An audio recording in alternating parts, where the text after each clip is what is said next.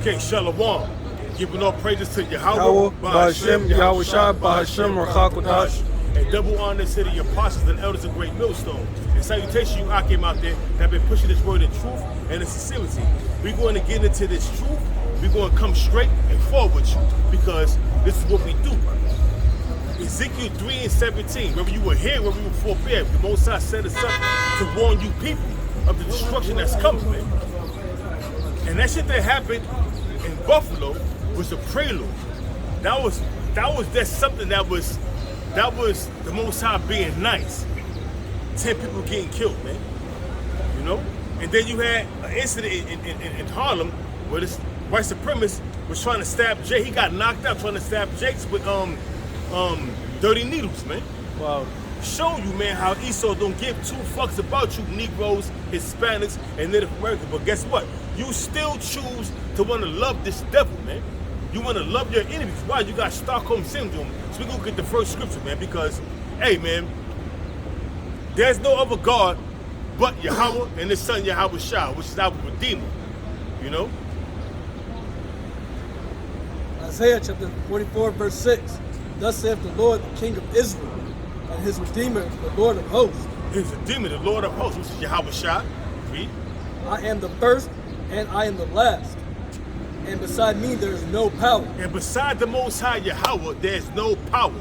Yahweh, why Yahweh Shah, there's no power. You got these jakes out here worshiping Baphomet. You got Asmos Dios out there, you know, which is mentioned in Mordecai, that got bound by chains. That demon Asmos Dios was on that woman that Mordecai was set to marry, and any man that go to her to try to come into her, he put him to death. But guess what? That's a demon. Then you got that demon Rain Man. Look at these rap videos. All these rappers throwing money in the air. That's a demon, man. I forgot his name, but that's a god of wealth. The Rain Man demon. All these jakes bow down to these different deities, man. They're not gods, man. The power that you getting from these deities is from the left-hand side of the Most High Yahweh, man. But soon the Lord's going to tell these demons, nah, that's it. Yeah, read. Verse 7. And who, as I, shall call and shall declare it, and set it in order for me, since I appointed the ancient people and the things that are coming, and shall come, let show unto them. See, these ancient people, so about the prophets. The Lord's revealed all his secrets of his service to prophets, man. So read it again. Let's show unto them. Read it again. Yeah, read it. Verse 7. And whom as I shall call and shall declare it. The Lord is calling his prophets. He's going to declare all his secrets to his prophets to bring forth you know, his word, man, through his prophets, read. And set it in order for me. And set it in order for me, read. Since I appointed the ancient people. Who are the prophets. And the things that are coming and shall come. And the things that are coming and shall come.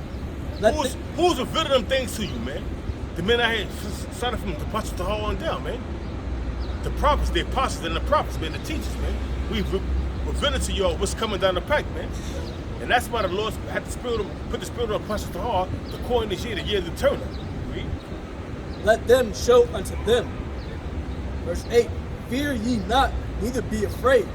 Have not I told thee from that time? He said the Most High is telling the prophets, fear ye not, don't be afraid of these different deities, man. Because he have told us from certain times that, you know, different deities are going to rise up. You know what I'm saying? Don't fear them, don't bow down to them, don't worship them, man. They are false gods, man.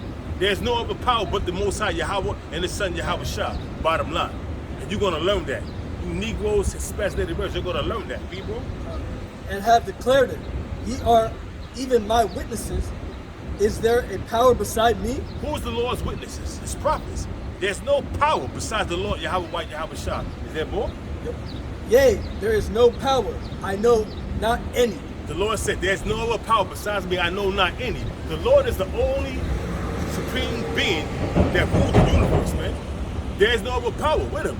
Of course, they got other different deities that they worship because these heathen nations, they worship their own gods. But guess what? They know gods, man. They're the workman of the man's, of a man's hand. Yeah, bro. Psalms 96:5. For all the gods of the nations are idols. For all the gods of the nations are idols, man. So you can't bow down to these different deities, man, expecting that you're going to get some kind of, salvation, man. See, these jakes out here, that's part of the 2/3. That's a part of this group, this elite group. That's a part of the so-called lesser luminaries. That's a part of the rap industry, the music industry, the movie industry. They bow down to these different deities. Why do you think you always got Esau? You always got Jake talking about the community. The community is Baal Barith, the god of the community. That's a deity. That's a demon. That's a false deity that these niggas worship out here. That's why they was talking about the community. The community.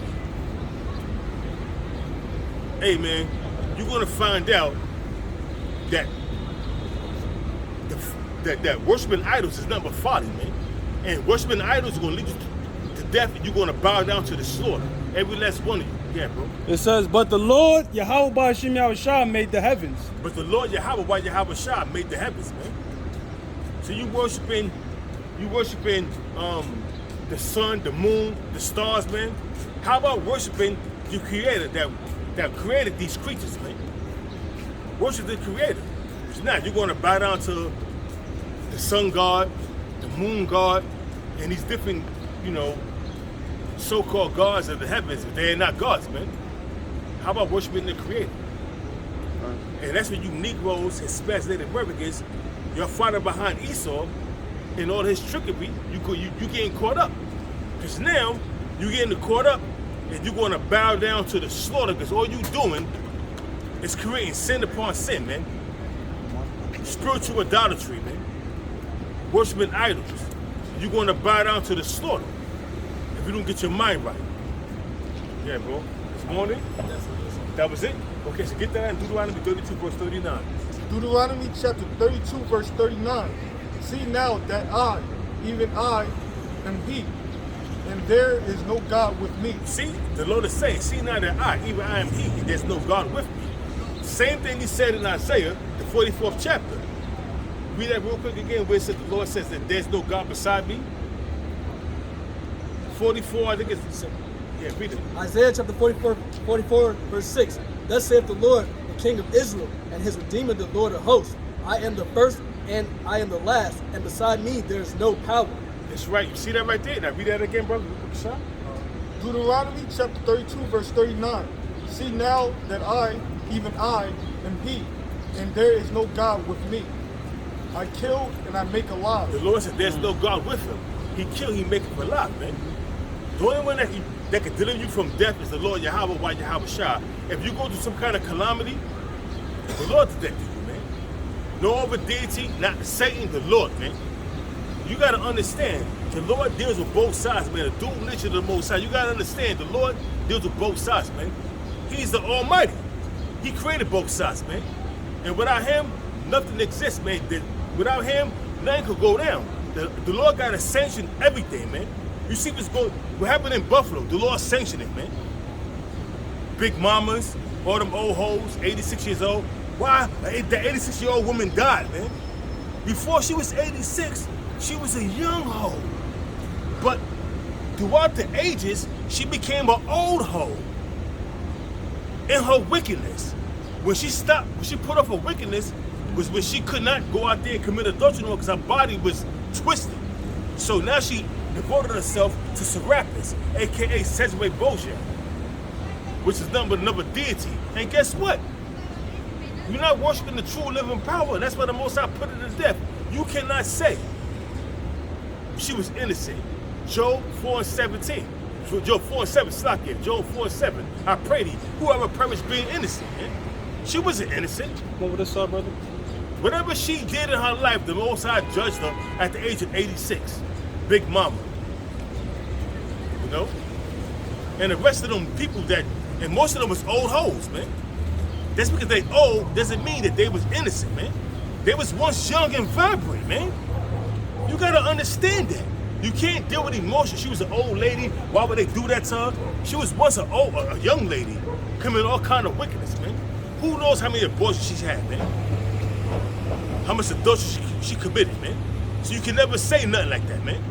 The Most High knows everything, and He deals accordingly, and that's why He judged her and put her to death, man. Every last one of them people in Buffalo, in Tops supermarket, they got put to death for a reason. You know? The Most High's turning things up. Yeah, bro. You got something else? You got something else? Yo. Let him finish reading it. Yeah. Deuteronomy chapter 32, verse 39. See now that I, even I, am He, and there is no God with me. I kill and I make alive. I wound and I heal. The Most High killed, He make him alive. He wounded, He healed. Hey, you had 10 people killed, 3 wounded. Some dude got shot in the leg. He lived. The Most High wounded him, and he's on the recovery. So the Most High healed him. But there was some judgment set forth that they was not going to survive. Yeah. 10 people got put to death, and 3 survived. The Lord killed, and He wounded. Read it again, Babu Kashan. Make no mistakes. I'm reading from the Bible. These are not my words. I'm reading from the Holy Bible, in which you people go to the churches and y'all don't read none of these scriptures. Y'all don't read none of these scriptures, but hey, it's in the Bible, and I'm reading from the scriptures, man. The very same Bible you hold dear to your chest, going to the church with your big brim hat on, you know, with your ankle feet, talking about you old women, man. It may seem harsh, but it's the truth. Read. I wound and I heal. The Lord wounded, He healed, man. Read. Neither is there any that can deliver out of my hand. Once the Lord put you in His crosshairs and He sanctions your death, there's no deity, no entity, nobody can deliver you out of the Lord's hands, man. The Lord said you to get put to death by any means. Hey, that dude that was on that what you call that? What was that? Some amusement park. The 14-year-old. The 14-year-old dude, he fell 450 feet to his death, man. And you know what? Guess what? The angel of the Lord kicked him out of that seat. Get the fuck out of here. And he fell. That was judgment of the Lord, man. That little 11-year-old girl that got shot and died, that was judgment, man. Yeah. You gotta, even though it sounds harsh, but you gotta deal with reality, man. That's judgment, man. She's an 11-year-old girl. She ain't doing it. She was innocent, but yeah, but guess what? Her body, her new body, she ain't do no wickedness. But what about in her previous life? What she do? You gotta understand these things. You gotta consider these things, man. These are things to consider, man. Yeah, read. Verse 40. For I lift up my hand to heaven and say, I live forever. For the Lord lifted His hands to heaven. That's basically that was it. It's the Most High. You know, He kills, He makes them alive. Get that in a second. 1 Samuel 2 and 6. I'm saying that we're gonna move on. This is 1 Samuel 2, verse 6. So Most High kill it and make it alive. Hey, we telling you. I'm sure I'm bringing out these scriptures. I had the Most High kill it and make it alive. The Lord can kill you. He can wound you, and He can heal you. He can make it alive. How you make it alive? By putting a new spirit, by putting the old spirit in a new body. That's how the Lord makes it alive, man. Right. So because you got people that's trying their hardest to have kids, Yeah. and they can't That's right. because the Most High has to open up the matrix. That's right. You know what I'm saying? So the Lord puts the old spirit that was here from centuries ago, that same spirit, but He put it in a new body.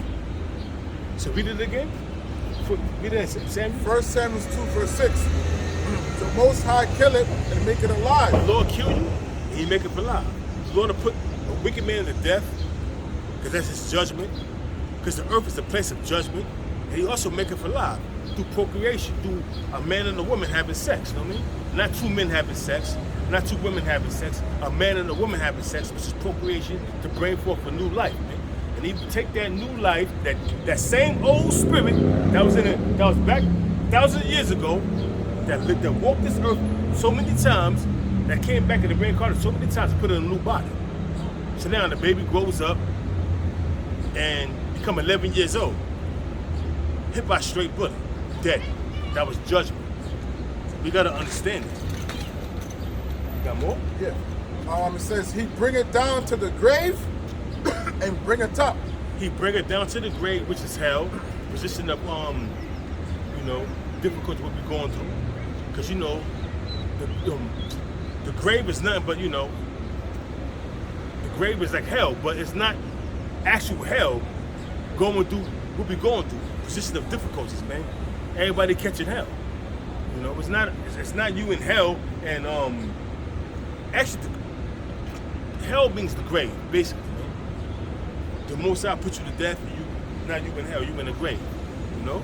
But your spirit is in the spirit world with the Most High, Heavenly Father, you know. So that was it with that, right? It's verse 7. The Lord make it poor and make it rich. Yeah, the Most High can make you poor, he can make you rich. How? He can make you rich through the left-hand side, man. Like the Kanye Wests, the Jay-Z's, you know. Because to tell you throughout the scriptures that Satan tempted Yahweh Shah, but he didn't prevail. So now, that's why I tell you in Revelation, riches and souls of men. Because in this society we living in right now, it's easy to sell your spirit, to sell your soul for FYIs, to be famous, man. Yeah. All these spirits that was back in the ancient world that was famous, then the time of the Greeks, then the time of the Romans, there's nothing new under the sun. You had actors back then. There's nothing new under the sun. Them same spirits, even in the porn industry, they show you that in Caligula. You had porn running rapid during the time of Caligula. All them same spirits that was in the porn industry, they back right now, man. Them same spirits that was committing them lewd acts back then, all kind of debauchery, they doing the same thing right now, and it's called the porn industry, man. There's nothing new under the sun, man. Every spirit is coming back in their proper perspective. If you was a prophet, you gonna be a prophet. If you was a gangbanging wicked nigga, you gonna be a gangbanging wicked nigga. If you was a porn star or a promiscuous, consensuous person, you're gonna be doing the same thing you're doing right now that you was doing in the ancient world. There's nothing new under the sun, man. And every person is gonna be judged for their deeds, man. New hardware, same software.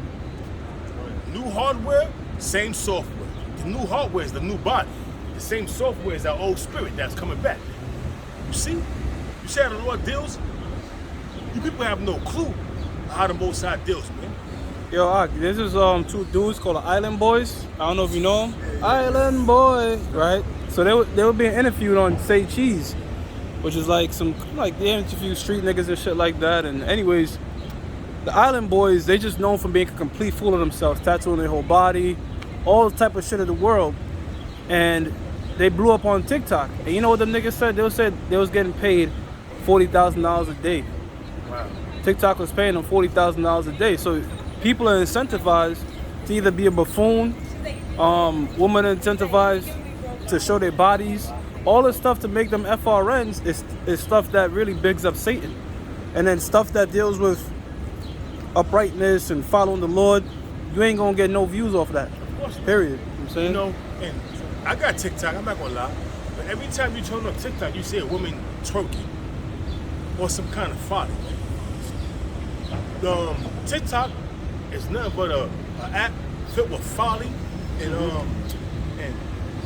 degradation and just wickedness, man. Yeah, and it's like Chinese spyware. Yeah. China owns TikTok, and they use that shit to keep a tab on all of you people out there, man. Because there's no way, like they have this one TikTok. She has 145 million followers. If you believe that, you're an idiot, man.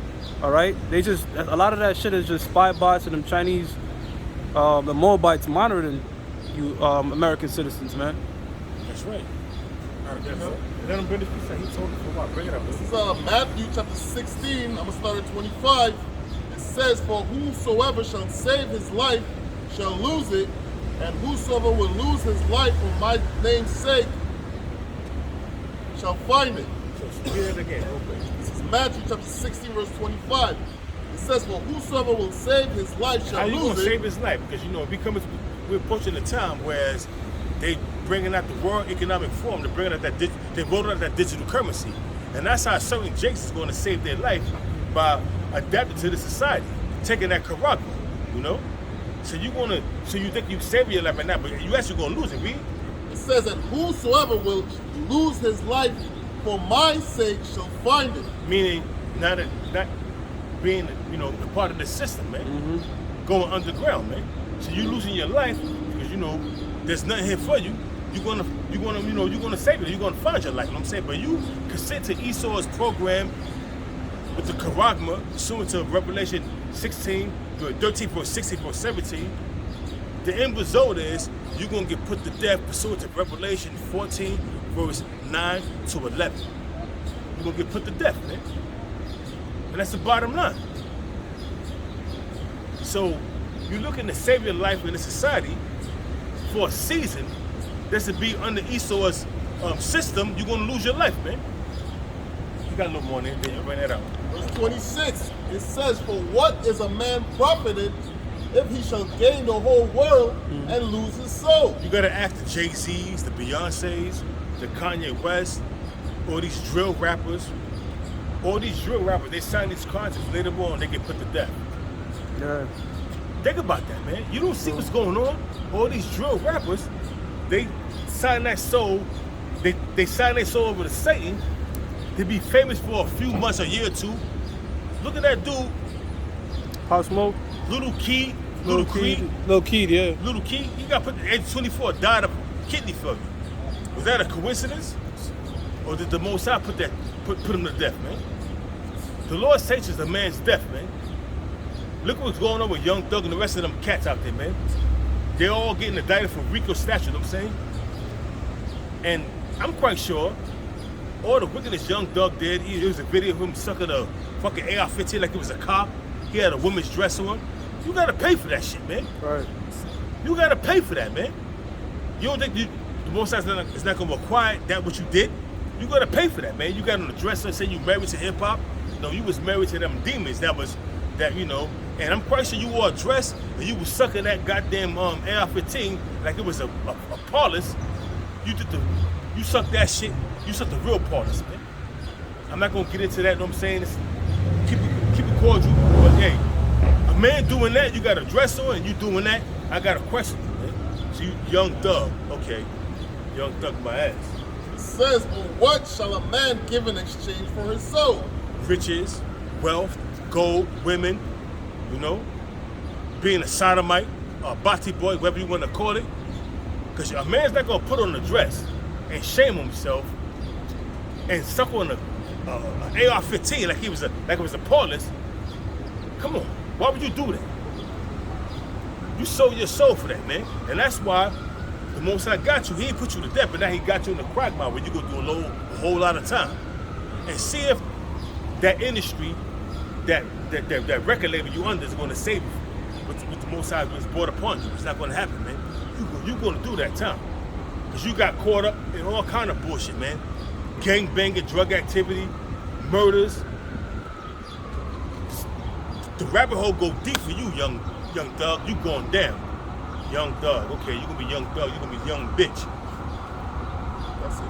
That was it? You got something? That's it. Yeah. Pick it up. Because brother was talking about losing your life. This is 2 Corinthians 5:14. It says, for the love of Yahweh Shah constraineth us, because we thus judge that if one died for all, then we're all dead. That's right, man. And that he died for all, that they which live should not henceforth live unto themselves, but unto him which died for them and rose again. Which is Yahweh Shah, man. So we not living for ourselves, we live for Yahweh Shah. But the 2/3 live for themselves, man. They don't know Yahweh Shah. And that's why you got Jakes getting caught up like your Young Thugs. You know the rest of them rappers, you know what I'm saying? Listen, man, there's nothing more than learning this truth, man. That's the whole duty of man, to learn this truth, man, and fear the Most High. But 2/3 don't fear the Most High, but guess what? All the 2/3 that don't fear the Most High, you're all going to bow down to the slaughter. Are you understanding? Are you comprehending? Ezekiel 21, verse 9 to 12. Somebody get that. You're all going to bow down to the slaughter, man. And the Most High appointed 4 kinds of death to you niggas, man. Somebody get Jeremiah 15 and 1. Yeah. This is Ezekiel 21, verse 9. Speak up so they can hear you. Ezekiel 21, verse 9.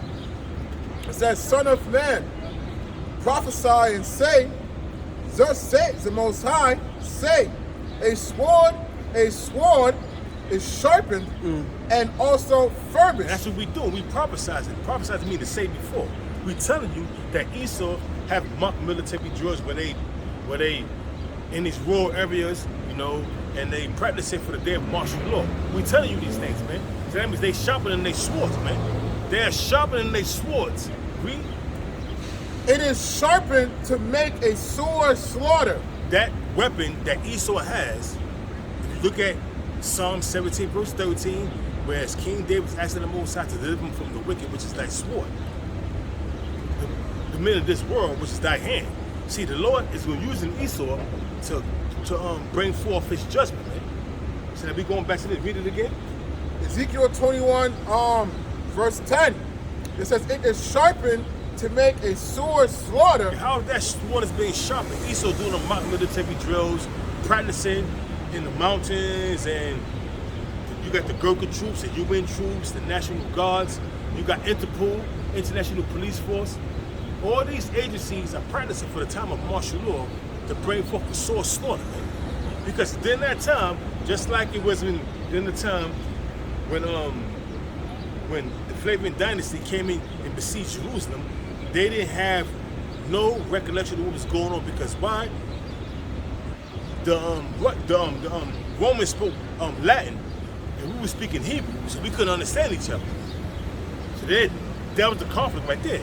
So they was more. So they telling you in Latin, put your hands up, surrender. You don't understand what they're saying, and they don't understand what you're saying, so they're gonna cut you down. Same thing in modern day times, man. But Interpol, International Police Force. Read. It says, it is furbished that it may glitter. Should we then make murk?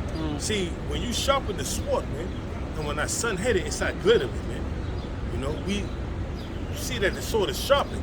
That shit is real sharp, laser sharp, man. When you could take a piece of paper and then slice the whole paper in half, man. That's how much. That's a metaphor for how Esau is practicing for the time of martial law.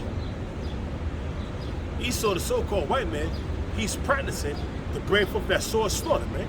So now, are we in the time of birth? Of course not, man. We're in the time of prophecy. We're in the time of war. We're in the time of rumors of war. We're in the time of warning the people, sounding the alarm, man. But 2/3, they in that jolly, happy-go-merry spirit, whereas everything is okay. So hopefully days will go back to order, days will go back to normal, and what we're going to do is we're going to continue to do what we do. I'm going to continue to scheme with other men's wives. I'm going to continue to smoke my weed. I'm going to continue to gang bang, sell my drugs, bust my gun, until the Most High bring judgment upon you. And then you got people boo-hooping and crying. The other day, come from my job, I drove by, I seen a makeshift memorial. A number of a bunch of women out there with a big ass picture of some nigga, rest in peace. A big ass picture. The picture had to be like, I mean, down in here, this high. Somebody took the notion to blow that picture up. A big ass picture, rest in peace. Some nigga, I forgot his name, it was some kind of awkward ghetto name for these niggas out here. You had a bunch of women out there weeping in the winter. You had a couple of jakes out there crying and pouring liquor. I'm at the light watching this shit. That was judgment of the Lord, man. That nigga was wicked, man. He should have been on that corner. He wouldn't have got killed in that same spot. You got that makeshift shrine. That's where he got killed at. Now there's a memorial on the building with his picture up there, man. Why? Because he was wicked as fuck, man. That's why he got that judgment, man. And that's that sword that's being sharpened. The Lord is turning things up. Finish reading, bro. It says, it contemneth the rod of my son as every tree. Read. And he had given it to be furbished. Who is he? The Lord has given that sword to be furbished. Read. That it may be handled. This sword is sharpened, and it is furbished to give it into the hand of the slayer. Who is the slayer? The Lord have this sword furbished and who's going to handle that sword? Peyton. Wasn't that Esau, the so-called white man, given the blessing of the sword? Then that King David said, deliver me from the wicked, which is thy sword. That sword is being furbished, it's being handled, and it's given to the hands of the slayer. Esau, the so-called white man, is the slayer, man. That dude Peyton, he had the sword, brother. Cunt. That dude Payne had the sword, man. Now, you know that was get back for that Jake that killed the Edomites, right? Yeah, cunt. Because he had put the name of that lady that perished, or the Edomite ladies that perished. So, you niggas that's always talking about, yeah, nigga, this is get back. Get it back in blood. Where y'all niggas at for this now? Where y'all not getting it back in blood for what that cracker did? Well, you had some Edomite came in Harlem trying to stab Jake with needles and shit, and he got knocked out. And the police, NYPD, was protecting him. He was on the floor, knocked down days. You had Jake trying to stop him out. Police was like, nah, back up. But this dude was trying to, who knows? It could have been hepatitis in them needles. It could have been HIV in them needles.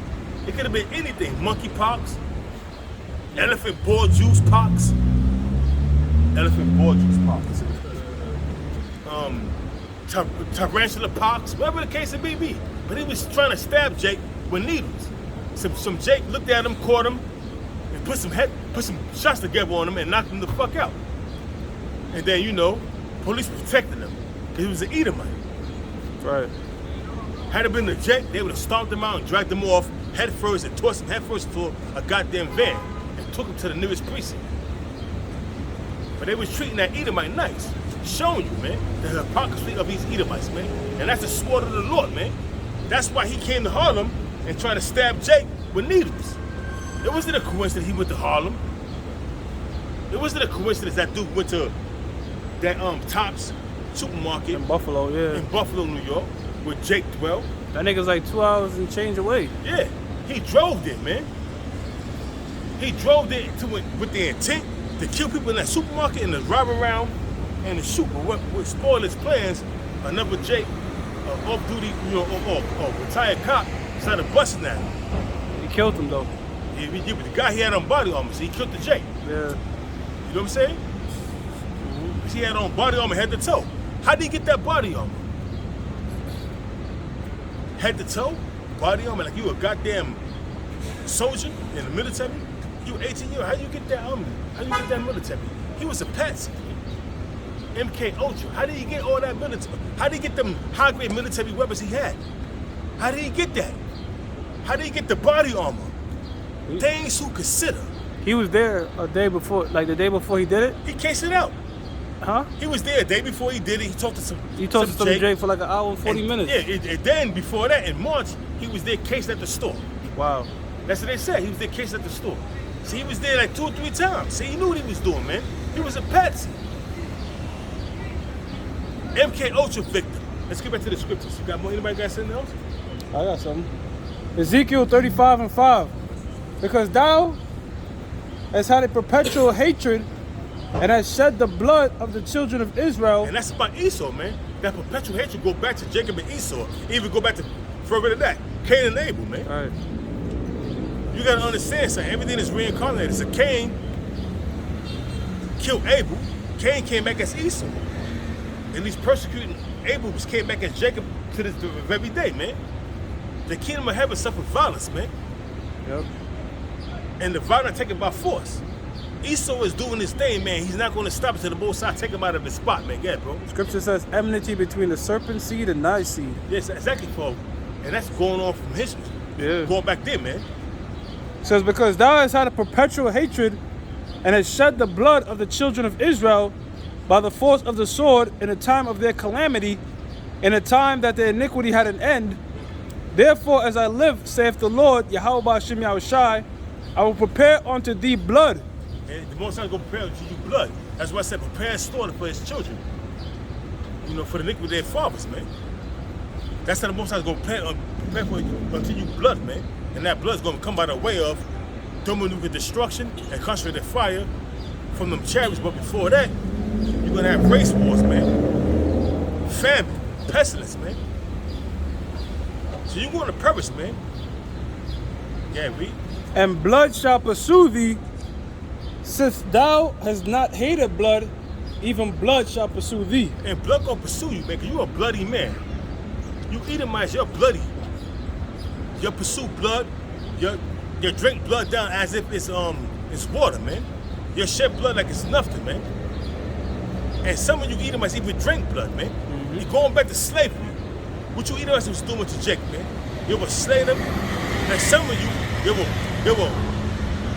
buck break them, mean have sex with them, and then after you kill them, you will eat them. And all this dirt is coming out on you, man. All this dirt is coming out on you devils, man. So you think I'm gonna love you? That's why 2/3 of you Negroes, Hispanics, Native Americans, y'all gotta go, man. Because you love your oppressor, man. Doing all that shit that these devils did to you, buck broke you, raped your women, separate you from your families, did all kind of manner of wickedness to you, and you, when you pass by the camp and you see a camp sign The first thing you people, you simple-minded ass Sodom's children say is, where's the white man on that side? I don't see him.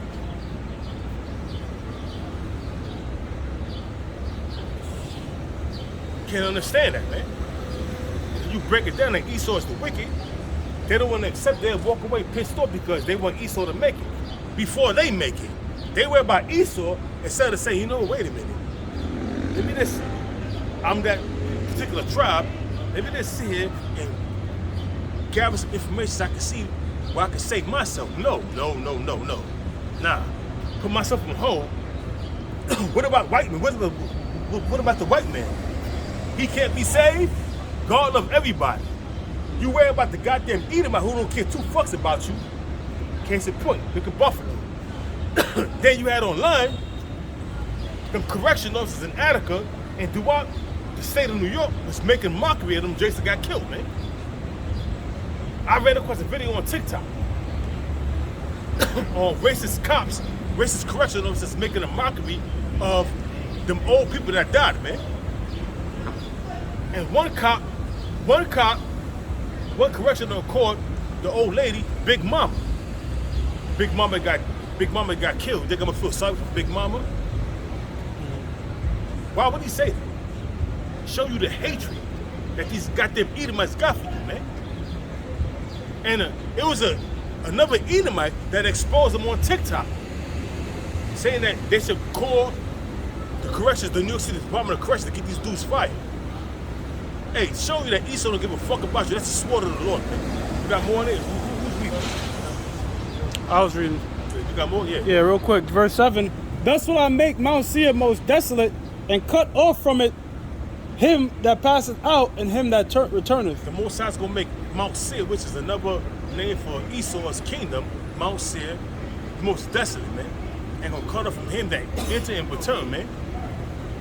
You devil's kingdom is going down. For Esau is the end of the world. Jacob's that was followed, man. Yeah, man. Pursuant to 2 Ezra chapter 6, verse 7 to 9, man. Anybody got something else? I got something. Because, You got something? Yeah. Let them bring this out, then you bring yours out. Okay, bring it. this is Psalm chapter 11, verse 5. And it says, the Lord trieth the righteous, but the wicked and him that loveth violence is so hated. The Most High tried the righteous, but the wicked and the soul that committed violence is so hated. And you got a lot of wicked amongst our people, man. You got a lot of gang banging niggas out there that have no mercy, man. They shoot into a crowd and kill little children and don't even regard, don't even lose sleep over it, man. That's the wicked of our people. But you got the deeds of Esau that cannot compare to the deeds of our people nowadays, man. There was a video on WhatsApp that some Jake was popping a pit bull. Oh, yeah. You seen that? Yeah, I see that. Show me. Now, wait, where did he adapt that concept from? He got that from Esau, man. Cause Jacob can go pop no fucking pit bull.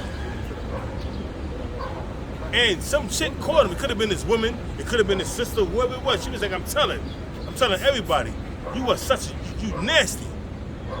He was like, what are you talking about? He had the dog turn up, popping the dog, and the dog turned around when he took it out, looked at him like, what happened? You seen that shit, bro? I saw it. Yo, he had the dog. Yo, he was popping the dog, and the dog was, you could tell the dog was enjoying. He was just standing there, and then when he got caught, he backed him and pulled out. He put the dog tail down, and the dog turned around like, yo, what happened? Why you stop? He got caught. I don't know, man. That shit is wickedness, man. That's called bestiality.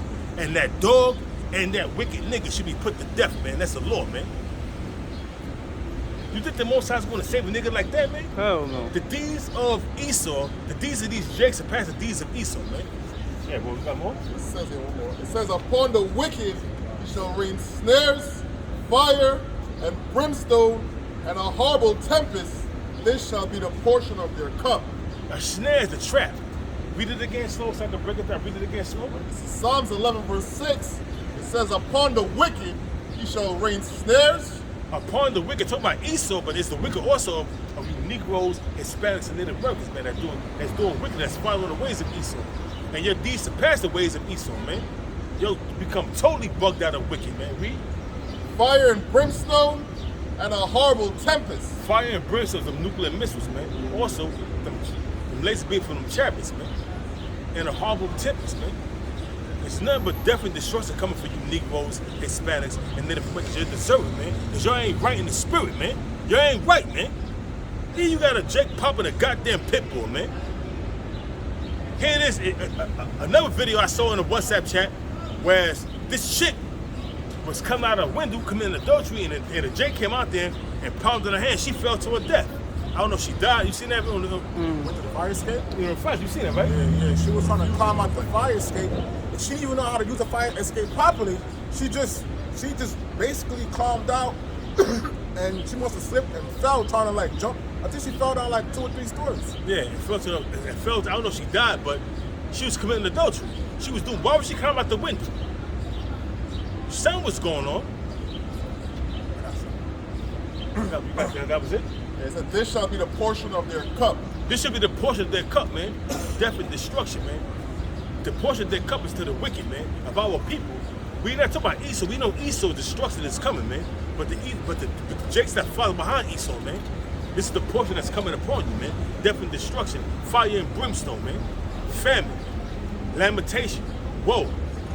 Anybody got something else? Yeah, because earlier you mentioned about the hatred. Oh, yeah. Before you get that, let me get this right here, Jeremiah 15:1. Because the Most High's gonna point 4 kinds of death to you niggas, man. Hold that thought. We got real quick, man. I'm gonna do this real quick. Bring that up real quick. Jeremiah chapter 15, verse 1. Then said the Lord unto me, though Moses and Samuel stood before me. So this is the Lord talking to Jeremiah. Then said the Lord to me, talking about Moses, talking about Jeremiah. Though Samuel and Moses stood before me, it said Moses first. Moses represent the prophets, the law, and Samuel represent the prophets. Read it again, Babu Kashan. Jeremiah chapter 15, verse 1. Then said the Lord unto me, though Moses and Samuel stood before me. Now, like I said, Moses represent the law, and Samuel represent the prophets, man. So all these great men stayed before me. Read. Yet my mind could not be towards this people. Yet my mind cannot be toward this people, man. Because Jake is totally wicked. When I mean Jake is about Negroes, Hispanics, and Native Americans going down to Issachar, man. They're totally wicked, man. Oh, okay. Read. Cast them out of my sight. Cast them out of my sight, man. And how did the Lord cast them out of his sight? During the time of the Flavian dynasty, 70 AD. When he scattered Jake throughout the 4 corners of the earth. Because the Most High eyes are upon Jerusalem. That's how the Most High cast them out of his sight, man. He cast out of the land of Jerusalem, out of the land of Israel, man. And scattered throughout the 4 corners of the earth, man. And let them go forth. And let them go forth, man. They got scattered through the 4 corners of the earth, and the curses are following them. Read. Verse 2. And it shall come to pass, if they say unto thee, whither we go forth. Where should we go forth, man? Where we going to go? We got cast out of the land of Israel. This is our homeland. Where we going to go? Read. Then thou shalt tell them. Then the Most High son of Jeremiah to tell them. Read. Thus saith the Lord. Thus saith the Lord. Such as are for death, to death. Such as for death. Those that are appointed to get put to death, you're going to get put to death, man. While you're scattered throughout the 4 corners of the earth, man, you're going to get put to death, man. Death is pursuing you. Read. And such as are for the sword, to the sword. Those who's going to be put to death by the sword to the sword, man. You can't escape the judgments. These curses are going to follow. It's going to cling unto you. Why are you being scattered throughout the 4 corners of the earth, man? As a testimony and a sign of who the true Israelites are, man. Read. And such as for the famine, to the famine. This is the sore, grievous way to go out, man. Because those that the Most High appointed to be put to death by the way of famine, you're going to suffer. It's a slow death, man. When your body's going to start eating your insides, man. That's a slow, agonizing death, man. Those to the famine, And the famine is coming, man. You see what's going on? And these women are so fucking bugged out of their mind, they worry about infant milk shortage. You got breast milk.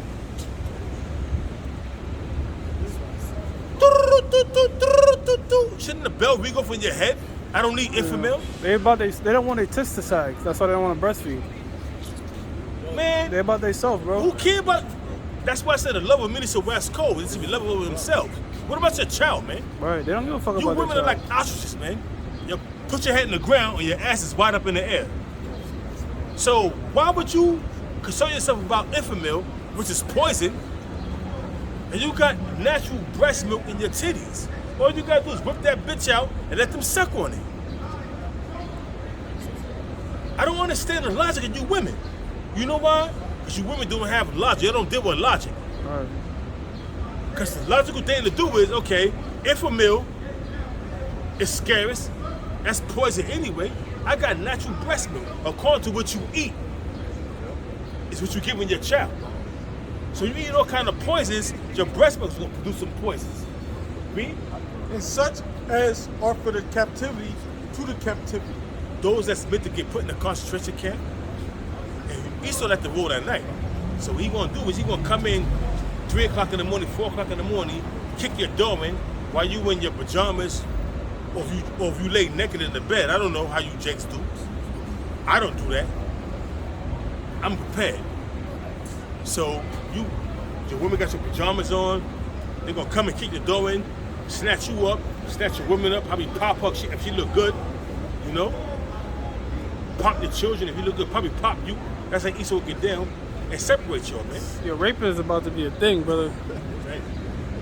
A lot of these bitches, you can't see it on the camera right now, brothers, but summertime is whole time. You know what I'm saying? That's who could be the biggest slut.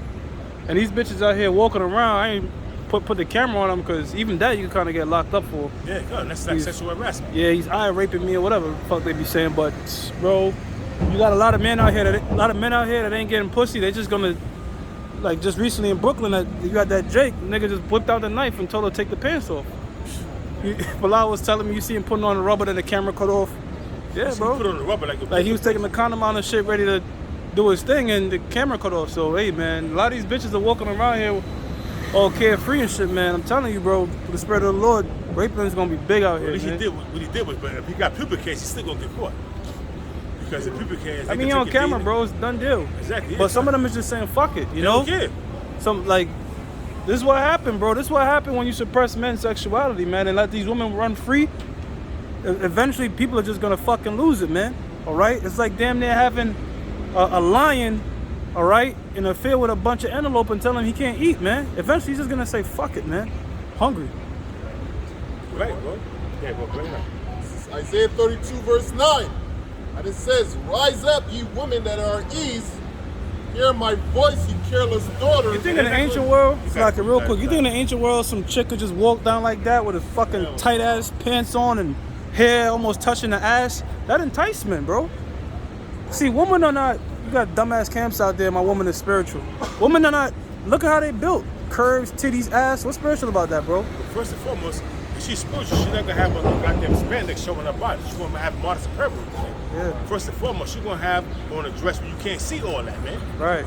Her face is gonna be covered, man. These Yeah. women out here, they're not modest, man. This, the sum of, what is it called? The sum of women, something like that. You know what I'm saying? With these women, you know, hot girl summer, yeah. Hot girl summer, hot girl summer. What that? Define that right there. Hot girl summer. Pretty much about being a hoe. You know what I'm saying? What they don't understand is, like they be like, oh, you men are hoes too, but if a man's a hoe, he have to work for it. He have to have some sort of skill game to be a hoe, quote unquote. How can a man be Quote a hoe? unquote, brother. We really hoe makers, but quote unquote, you know what I'm saying? They call them, oh, you men are hoes too, you guys are dogs. Well, not every man could be a goddamn dog, but you see, this is the difference. If a man is promiscuous, it's because of his value. If a woman is promiscuous, it's because of her values. See? Yeah. And a lot of these women out here don't got no damn values, bro. Hot girl summer. I had a woman call me a slut. I'm like, what, a slut? How can I be a slut? You ain't nothing but a fucking slut. She did some disrespect when I started laughing. Like, how can I be a slut? But when they call men that, men kind of feel good. You know what I'm saying? In the back of your head, like, yeah, you know, I slay a lot of pussy. You know, Yeah, it's but- like a compliment. Wait, But to them, it's not.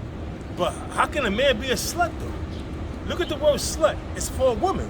How Right. can a man be a slut? See, these women got everything backed up, and you know, all twisted, and they don't deal with logic.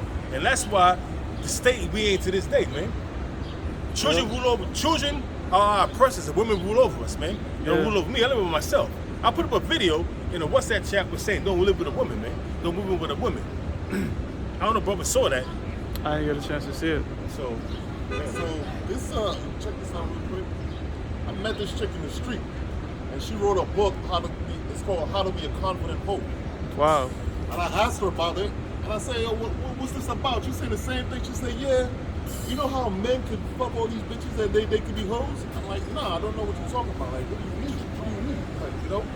But this is the vibration these women are pushing. Hot girl summer, confident hoes. She has other signs on here being like, yo, she's shameless. You know what I'm saying? She has no shame. That's what they push. Yeah. Well, real quick, a key that opens up any lock is a master key. Right. But a lock that opens up to any key is a shitty lock. That's right. Go ahead, Here brother. it is. Yeah, but that's why I read it again from the top of Isaiah. This is Isaiah 32 verse 9. It says, rise up ye women that are at ease. Rise up, you women that are at ease. These women that are at ease in this society, man. Everything caters to them, man. Everything caters to them.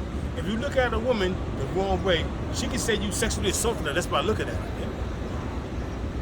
Believe all women. And you can't even say, how you doing, miss? If you try to speak to a woman, oh, you violating my space. You this, you that, you doing that in the dirt. But yet, these women are free to do what the hell. And then you got these women dressing skimpy. Yo, it was this, I was in Fairway. This woman had on some crazy shit. So I looked at her. She was like, she said it? You sexually assault me with your eyes? I looked at her. I shook my head. I said, miss, I'm sexually assaulting you with my eyes? She said, you ain't nothing but a pervert. I said, I'm a pervert? Calm and cool, collect, like I'm speaking now. I'm a pervert, but yeah, you got what you got on. You provoking me to look at you. I'm a man. I'm not a homosexual. I'm gonna see something I see it looks good to me. I'm gonna look at it. I'm not sexually assaulting you with my eyes. Are you sexually enticing me with what you got on? Excuse me? Are you sexually enticing me with what you got on? Because look what you got on. I can see your camel toe, your butt cheeks is hanging out. So what are you saying that I'm sexually harassing you or assaulting you? And you, in all actuality, you doing that to me. She looked at me, she spit on the floor next to my foot and walked away. Like that kind of was like a disrespect towards me. But she did that because I cut her. She's at ease. She's at ease in this society. Let them finish that. Did you bring that up? It says, rise up, you women that are at ease. Hear my voice, you careless daughters. You careless daughters of Jerusalem, you women out here. Something nigga went on down to Instagram. You're careless, man. Y'all out here dealing with no logic that's woman free. Yeah? Give ear unto my speech. It says, many days and years shall ye be troubled, ye careless women. And how you gonna give ear to the Lord's speech? Through his prophets, man. That's how I was in the Bible. Throughout the videos, man. You know? Any brothers got? Yeah. It says, for the vintage shall fail. For the vintage shall fail, which the jobs, the teats, the vintage, the goodies that you get in, shall fail. Read. Gathering shall not come. It says, tremble, ye women that are at ease. Be troubled, ye careless ones. Strip you bare, strip you, and make you bare, and gird sackcloth upon your loins. Yeah, man, make you big. Because you're going to mourn. You're going to be in a state of difficulty, a dire straits, which is a position of difficulty, man. All you women, man. Yeah, you got women, brother. And I was doing it when I was doing Lyft. Some dude was telling me how his ex was a sugar baby, and basically they lived in Florida. Basically she was a sugar baby, and she was getting $5K a month from some nigga that's in a different state that won't even pop on her. So woman could just say, man, fuck working hard. Like, we gotta work hard, bro. We gotta pay bills and shit. But a woman could say, you know what, fuck all that. I'm gonna have me a sugar daddy. I'm actually have 3 or 4 sugar daddies. All right. One's gonna be buying me my Pradas. Next gonna get me my Birkin bag and shit. So, or fuck it, I could just jump on OnlyFans and sell feet pics. So that their option of living, bro, is like an easy life. And you know, but what happens when they do away with the internet? What happens when they do away with a lot of things? How can a man be a sugar? How can you send women money? You ain't popular. She live in Alaska. You in New York. You sending her money? Are you kidding me? Are you a fool? shit happens all the time. Send me bro. that money, bro. I could use it, man. You want to be a goddamn simp? Be a man's man and donate that money to a man of the Lord, man. Yeah. Donate to the prophets, man.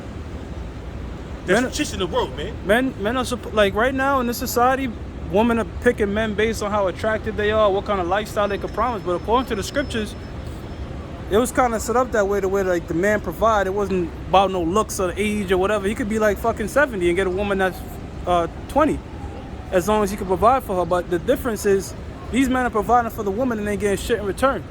Just walk around with them. In the ancient world, when you was providing for a woman, she was like a servant, man. Apart from just sex, she was taking care of your house, everything, man. It was like a duty and an obligation, because it makes sense that way. But in this society, all right, these guys are tricking, giving these women money for absolutely nothing, just for fucking existing, man. Listen, man, I'm not gonna listen. You think I'm gonna get some woman money just to have some kind of status where I got some bad mommy and I'm not dealing with her, but I'm sending her money. That's for us to be the kid. Yeah, but I can't understand that, man. That should get me mad to even think about it. Let's get back to the scriptures. You guys said bring it up, bro. This is Proverbs 11, verse 22. As a jewel of gold in a swine's snout, so is a fair woman which is without discretion. Don't touch it. These women out, That's what it's simply saying. Don't touch it. That's right. These women out, they have no discretion, man. Viewer discretion is advised. You have these women out here walking around with skimpy apparel on. And when you look at them, they're looking at you like you the fucking like you the pervert. Who's the pervert? I don't have that on. You got that on. Apparently, you getting mad at me because I'm not this person. I'm not the person that you're focusing on. I'm giving you attention. You don't want my attention, so you apparently you want somebody else's attention. But overall, you want all attention. So why are you getting mad because I'm looking at you? You calling me a hip? You calling me a pervert? But who's the real pervert? You know how many men out there that have lost their lives or suffered bodily harm over these women that look good and shit but ain't worth shit? You know what I'm saying? I dealt with this one woman years ago. She told me she was in a party with some nigga and niggas was looking at the dude sideways. You know what she said? She said, nobody's gonna look at me and have me thinking I'm pussy. The Jake didn't want no problems, but she started the whole shit up. He got stomped out and nothing happened to her. So there's a lot of women out here that directly are having a correlation with men that are perishing for absolutely no reason, man. Proverbs chapter 31, How this bitch is walking around, bro? verse 10. Who can find a virtuous woman? You ain't gonna find no virtuous woman in this society, man. Ain't no not, virtuous bro. woman in this society, man. Like Solomon said, out of 1,000 men he found one. Out of 1,000 women he found none. You ain't gonna find no virtuous women in this society, man. All these women going after Satan, man. They wearing goddamn skimpy shit where you can see they body. They got multiple, and then in the ancient world, it's how the Most High turned everything upside down. In the ancient world, men have multiple wives, multiple children by different women. In this society we live in now, women got multiple children by different men. You see how the Most High is, man? How the Most High turned that shit upside down? Got more? They don't finish that. You bring that up. For her price is far above rubies. For her price is far above rubies. You ain't gonna find no virtuous woman, man. Her price is far above rubies. There's nothing in society that you can get that could measure up to a virtuous woman, in which you ain't gonna find. You ain't gonna find a virtuous woman in this society. Hell no. Just do the best you can, bro. Well, you gonna every woman you getting, if she's not a virgin, she's leftovers, man. Yeah, but I'm telling brothers to do the best you can, because you had this one Jake that cut his wife off because she ain't believe. I see that shit, yeah. You saw that show that the elder did. Yeah. Which, that's what I'm saying, brothers. Don't be overright with this shit. You know what I'm saying? Don't think just because, and for example, your woman, she might smoke, you know, she might wear tight clothes, whatever. And look, bro, just we're dealing with the just take the best of the worst, as if you will. In other words, if she's doing right by you, bro, there's certain shit, just because we're in this society, it's just wise to just kind of just let it slide, bro. Be honest with you. You know what I'm saying? If you out here trying to find Ruth and shit, you're gonna fuck yourself over, bro. Trust me, bro. Shit is crazy. Who's reading? Verse 11. The heart of her husband doeth safely trust in her, so that he shall have no need of spoil. She will do him good and not evil all the days of her life. Because she's a virtuous woman. So you're gonna find that in this society, man. These women, man, yeah, man, you walk with your woman, she's have wandering eyes, looking at another man, you know. You could be, you know, every time I'm walking, I see a woman walking with her husband or baby father, whoever the hell he is. She's looking me in my face. I told my head, why are you looking at me? Why are you doing it? You got your man with you. He's simple, pushing the carriage. He's behind her, she's in front of him. What type of shit is that, bro? Everything is all bugged out nowadays, man. Yep. You got more? I got something after. Verse 13, she seeketh wool and flax and worketh willingly with her hands. And that's what they do, man. That's what they do, bro. All you gotta do, go to social media. Social media is a woman's outlet to do wickedness, man. Social media is a woman's playpen to do wickedness, man. Instagram is a public phone number. Instagram, Pretty much. TikTok, YouTube, Instagram, TikTok, the whole social media is a platform for women to do wickedness, man. That's it. Yeah, and you have this guy, Kanye West, he's trying to keep his daughter off the shit, but Kim Kardashian wants his daughter on TikTok and, you know what I'm saying? So she want to exploit her daughter. Yeah. And Trying Kanye, nah, man, I ain't trying to do that, man. I can keep her off this, but the woman, because they got this power, because there's a women empowerment in the society. Only until it breaks down, then we're gonna see women empowerment go to women being brought low, being the base. Okay, you got more? I didn't even read it. Okay. Did she's finished? You got a little more? That's it. Go ahead, brother. Verse 14, for she is like the merchant ships. She bringeth her food from afar. She riseth also while it is yet night, and giveth meat to her household, and a portion to her maidens. She considereth a field, and buyeth with the fruit of her hands. She planteth a vineyard. That's it, man. You know, basically, you ain't gonna find a woman like that in the society. Hell no. You ain't find no virtual woman like that. You're gonna find a fucking whore, a TikTok slut, a social media whore. Bottom line, they're social media whores. They put it on the skippiest, and the first thing they do, they start twerking. See, that's a woman's asset in the society, man. Her ass and her titties and her looks. Yo, bro, you be on these dating apps, a bitch got be spreading her legs, busting it open, and you go down to her interest, it says relationship. So it show you that they're cognitive dissonance. They don't understand that being a complete slut and hoish, niggas gonna see you as that. But to them, they'll tell you things like, oh, you have to accept me as I am. You know what I'm saying? And I guarantee you, most of these women, they got husbands, they got social media accounts, and they spreading their ass, and they showing their titties and pussy, and twerking online. Their husbands don't even know they're doing that, man. Got some. Ecclesiasticus 26:10.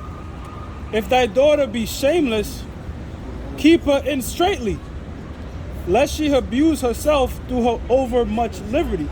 She can, because that's why I tell you this in Ecclesiastes 25, in the Apocrypha, give a woman no liberty to gather abroad. Roughly paraphrasing that scripture. You give a woman much liberty, they're gonna do wickedness, man. I don't give a fuck how big they are in the society, how small they are in the society. You got these niggas that's so thirsty for buns that they'll fuck with a big bitch. Well, if you look at America, when Elvis Presley first came out, they used to block his lower half because he was doing the gyrating. It was like, oh, that's too much. And back then, women would be on the beaches with some sort of clothes. Then it went from clothes to a one-piece bathing suit. Then it went to a two-piece. Now you got them out in a thong. Now you have new beaches. So just like you have a little water, the faucet is slowly, it's just one little drop. Nothing's happening. But over a long period of time, the whole shit done fucking corroded, man. Exactly. And that's what happened with these women, bro. Because it didn't just happen overnight where they was just on their TikTok twerking their ass and shit. It was a gradual process. It says, watch, verse 11, Ecclesiasticus 26:11. Watch over an impudent eye and marvel not if she trespass against thee. Because these women nowadays, man, your children, your daughters, you can tell them something and they'll curse you out, you know what I'm saying? Because they're giving that liberty in this society, man. So it says, it's a marvel that she transgress against you, man, by doing something totally wicked to dishonor your name. You may hear her in the street doing this and doing that and doing the other, or she may just come against you, you know what I mean, and curse you out, man. So it says, marvel that she transgress against you, man.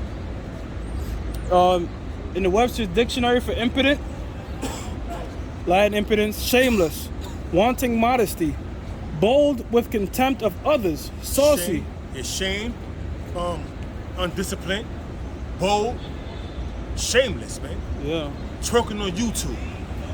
You know, going out to sleep with different men. That's shameless, man. Yeah, that's know? impotent. They have a example. It says, when we behold an angel, not to fear is to be impotent. It's good. They have no fear.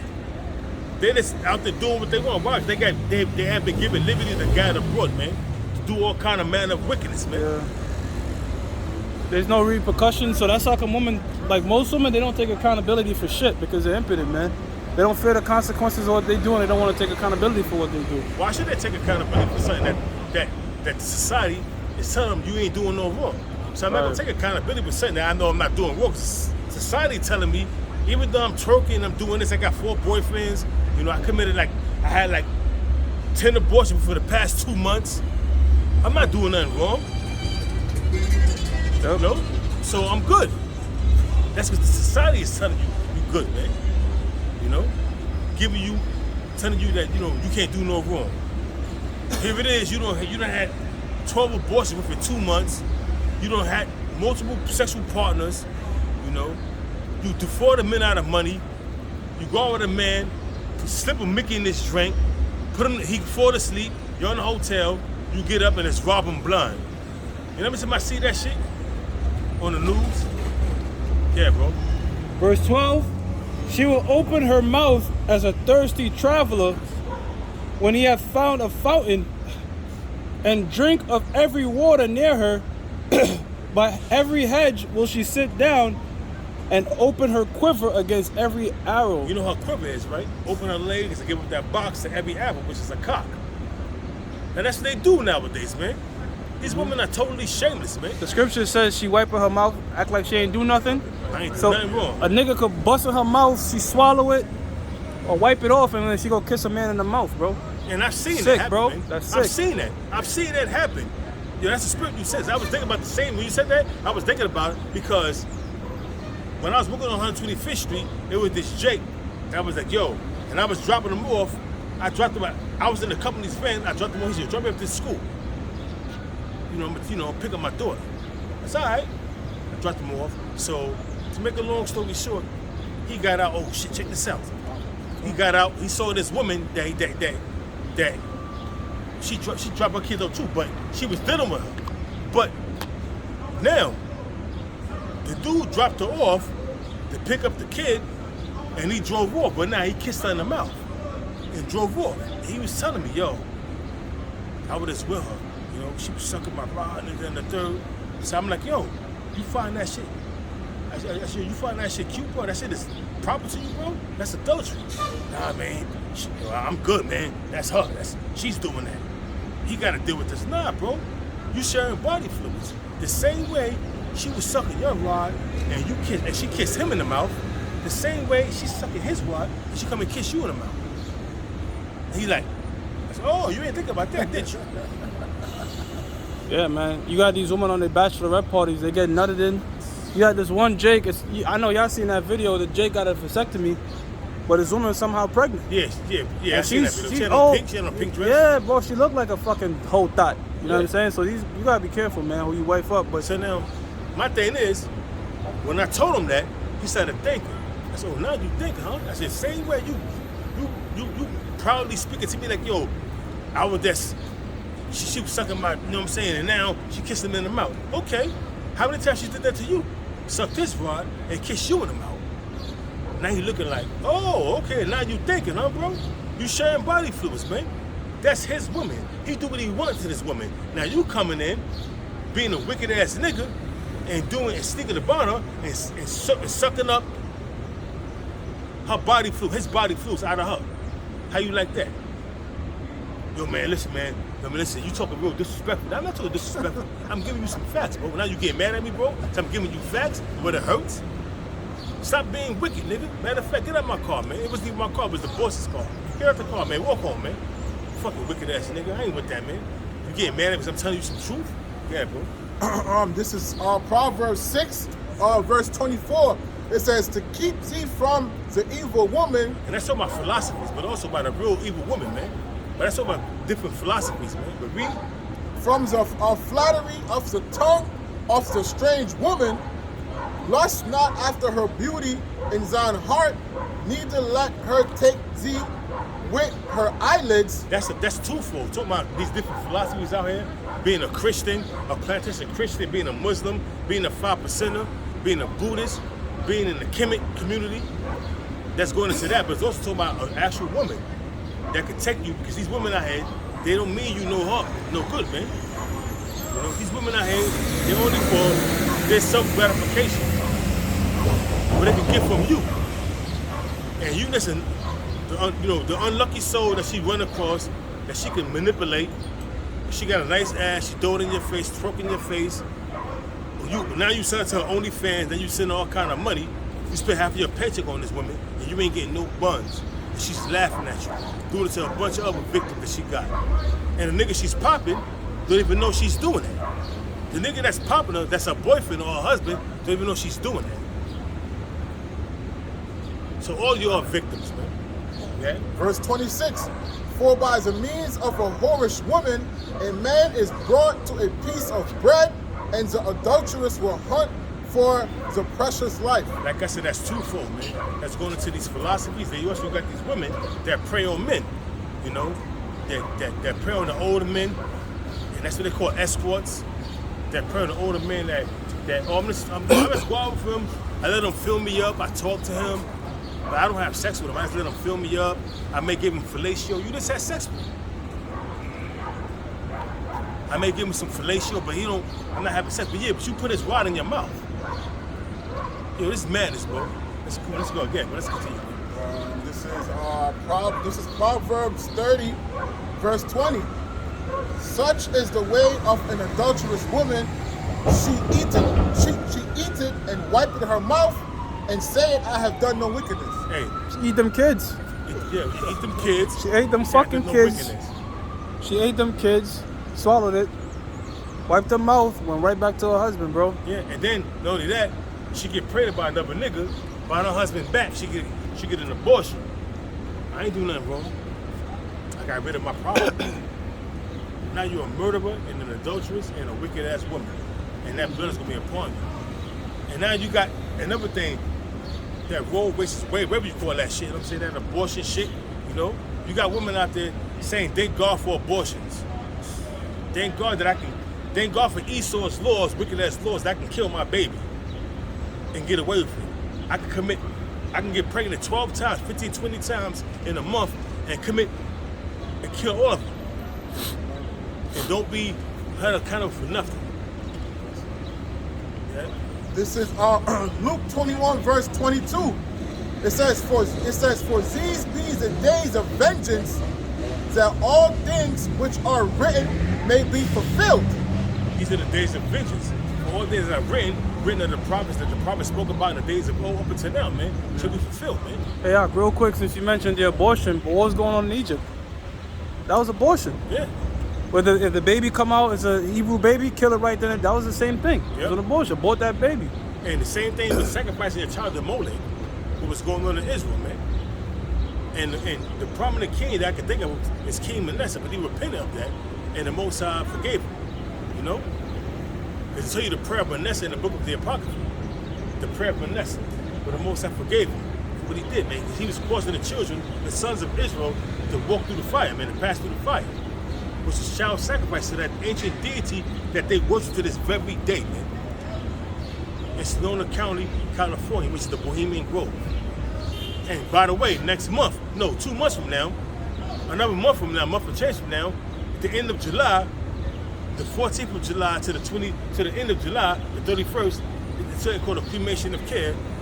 And the worship of the Bohemian Grove, that's what they do, man. They're gonna worship that 40-foot statue out, Molech. You know? So I got you, man. All right. So, anyone want to come up? I'll speak, bro. Okay, so let's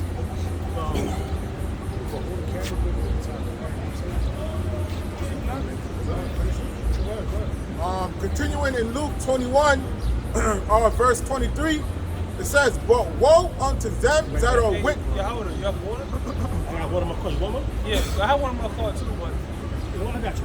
That's right there. It says, "But woe unto them that are with child, and to them that give suck in those days." now what days is it talking about? Days that we're approaching when all hell breaking loose, man. All right, because a child is sort of already a liability. You know what I'm saying? It's a blessing from the Lord, but it's a liability because you have to. Whenever you have to remove assets to take care of something, it's now a liability. Children are a liability, but it's going to be magnified when all hell breaks loose, man. You know what I'm saying? It says, "For there shall be great distress in the land, and wrath upon this people." Go ahead, read it one more time, brother. Luke 21, verse 23. "But woe unto them that are with child, and to them that give suck." Well, since you say that, get Jeremiah 16:1. You saying, go ahead. It says, "In those days, for there shall be great distress in the land, and wrath upon this people." Right, so when all hell breaking loose, the last thing you want to burn yourself is a kid, man. You know, that's how come the apostles, elders, brothers, be advised brothers don't have kids. If it happens, it happens. It's the will of the Lord. But it's advised really not to because, brothers, it's only going to be more difficult having a child, man. You know? And then on top of that, you're raising your child in a society that's completely against the scriptures. You know? And women leverage kids against you, man. You know what I'm saying? Child support system, okay? They'll raise their kids to hate you. 50 Cent's son is a perfect example. His son completely hates him because his mom been telling him to hate his father since he was a kid, and he's a grown-ass man with straight up contempt for his father. You see, so a child is supposed to be a beautiful thing, but either you're gonna have a son that this woman is gonna leverage against you, all right, or you're gonna have a daughter where you're gonna be losing sleep about. Because you know the chances of her being a hoe is very great, man. Or even worse, they could grow up around sodomites, man. Most time forbid that happen. You know what I'm saying? So it's a lot of fucking stress on your mind in raising a kid in this place, man. Even more so when all hell breaks loose. Go ahead, brother. What was it? No, they read that Jeremiah 16. It's Jeremiah chapter 16, verse 1. And it says, "The word of the Lord came also unto me, saying, Thou shalt not take thee a wife, neither shalt thou have sons or daughters in this place." Why? When Jeremiah was saying that, he was wondering because Jerusalem was about to be a goddamn dunghill by the Babylonians. And that's what happened. It came to pass. And you know when it came to pass? It came to pass in the winter. You know what I'm saying? Nebuchadnezzar came in the 10th month, in winter time, man. So when a so-called white man starts mowing down in the dead of winter and you got a child that's crying in the background and shit, that's just only gonna slow you down, bro. So it's better off to not have kids. Or if you're trying to hide, you know, from being gunned down, you're gonna have that newborn baby crying, and then that's how you get caught, man. Mm-hmm. And you have jakes that have sentimental value to their kids, so they're gonna say, look, either this bullet's gonna go through his head, or you're gonna take this chip. And you have a lot of people that's gonna fold over that because they have an emotional attachment to their offspring, man. All right, you have to have a cold heart if you want to be successful in this truth, bro. You have to have the ability to say, look, if the Lord's going to take out my wife, kids, whatever, they're going to come back. A lot of people can't even fathom that type of talking. It sounds like fucked up. But that's a part of the wisdom, the understanding the cruelty of how the Lord do things. You know what I'm saying? Put some situations in front of you that if you're in the man of the Lord, if you don't got the wisdom, all right, to govern your emotions and do things rooted off the scriptures, you're gonna make some bad decisions, man. A lot of people are gonna make some bad decisions mainly off of their heart. And what the scripture says, somebody get Proverbs 3 and 5 real quick. This is Proverbs 3, verse 5. It says, "Trust in the Most High with all thine heart, and lean not unto thy own understanding." Right, so what does it mean by not leaning on your own understanding? By leaning on the scriptures. Because there's certain things your feelings might tell you, like, damn, I can't have my son get his head blown off. I wouldn't be right as a dad. But wait a minute. The scriptures tell you, if you take that RFID microchip, then your judgment is a lake of fire. Plus, the scriptures speak about reincarnation. That's what's going to be in our mind if that situation arises. But these average jakes out here in the world, just like how they took the jab because I had to work. You know, I have to work. I have to feed my family. That's how they're thinking. They're thinking of their emotions. They're not leaning on the understanding of the scriptures. I think there's more in verse 6. You see what that say? Real quick.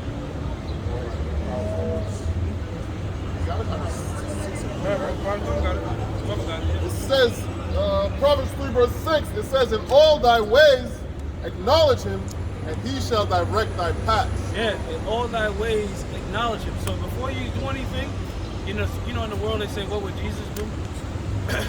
But you gotta really consider what how would Yahweh do this situation?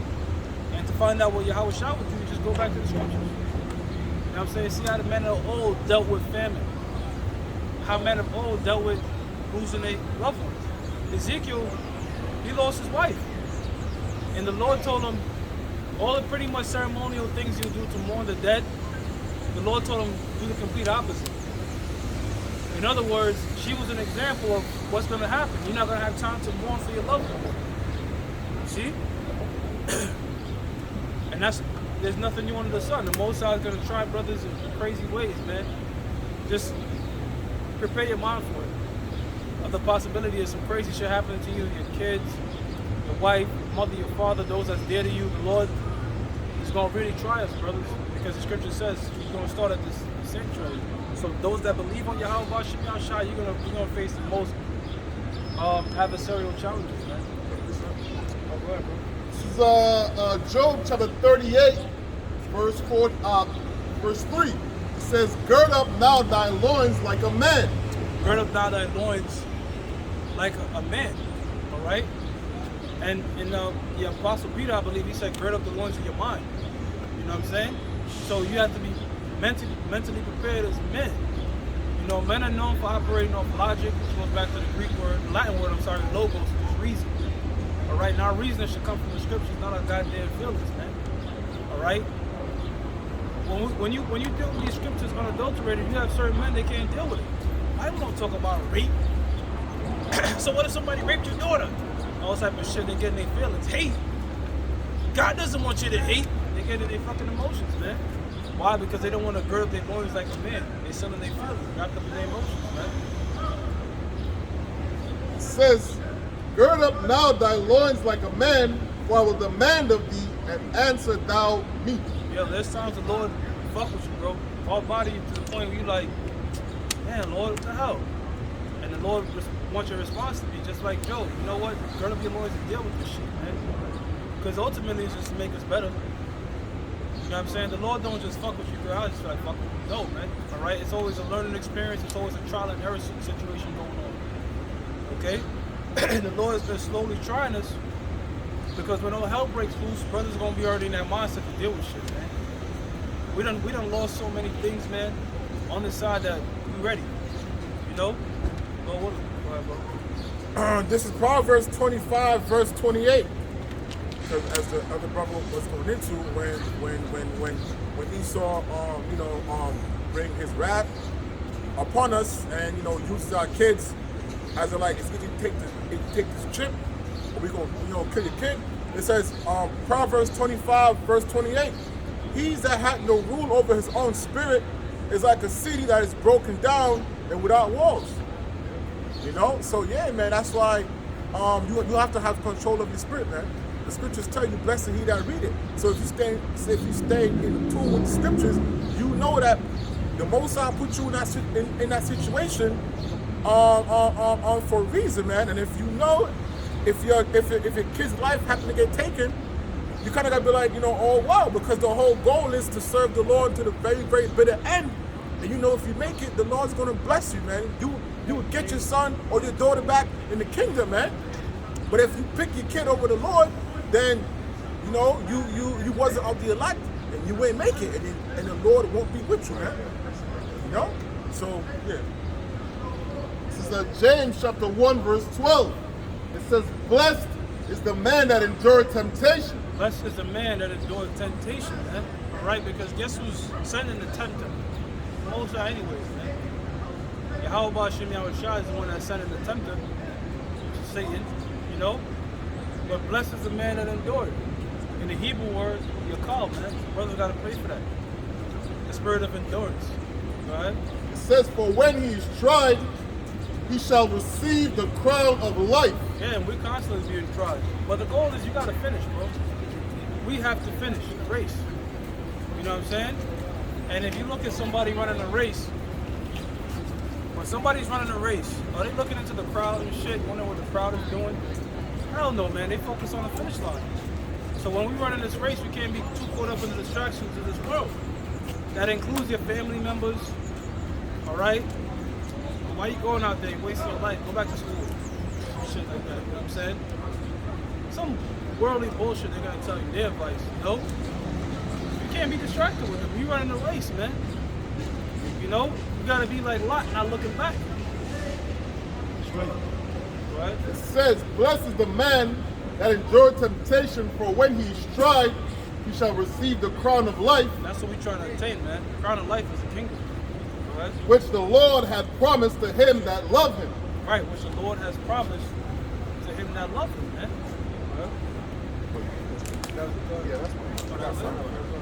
This is 1 Peter 4, verse 12. It says, beloved, think it not strange concerning the fiery trials which is to try you. Right, think it's not strange. Because you go through some shit, you're like, damn, man, why my time gotta blow out? Or, you know what I'm saying? Fuck, Lord, I missed this bill for real, and I got this bill due. There's so much shit, it's like, man, you know them spirits is fucking with you, bro. You know it. You know, but it's not randomly happening to you. The Most High is trying you, bro.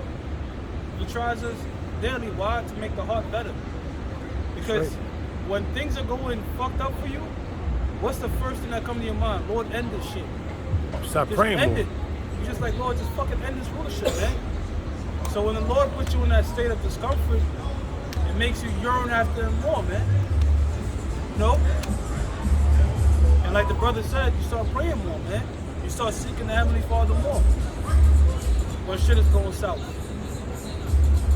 Right? It says, as though some strange thing happened unto you. It says, but rejoice inasmuch as ye are partakers of Yahweh's sufferings, that when his glory shall be revealed. The scripture says the servant is not greater than the master. Yahweh walked this earth for pure health.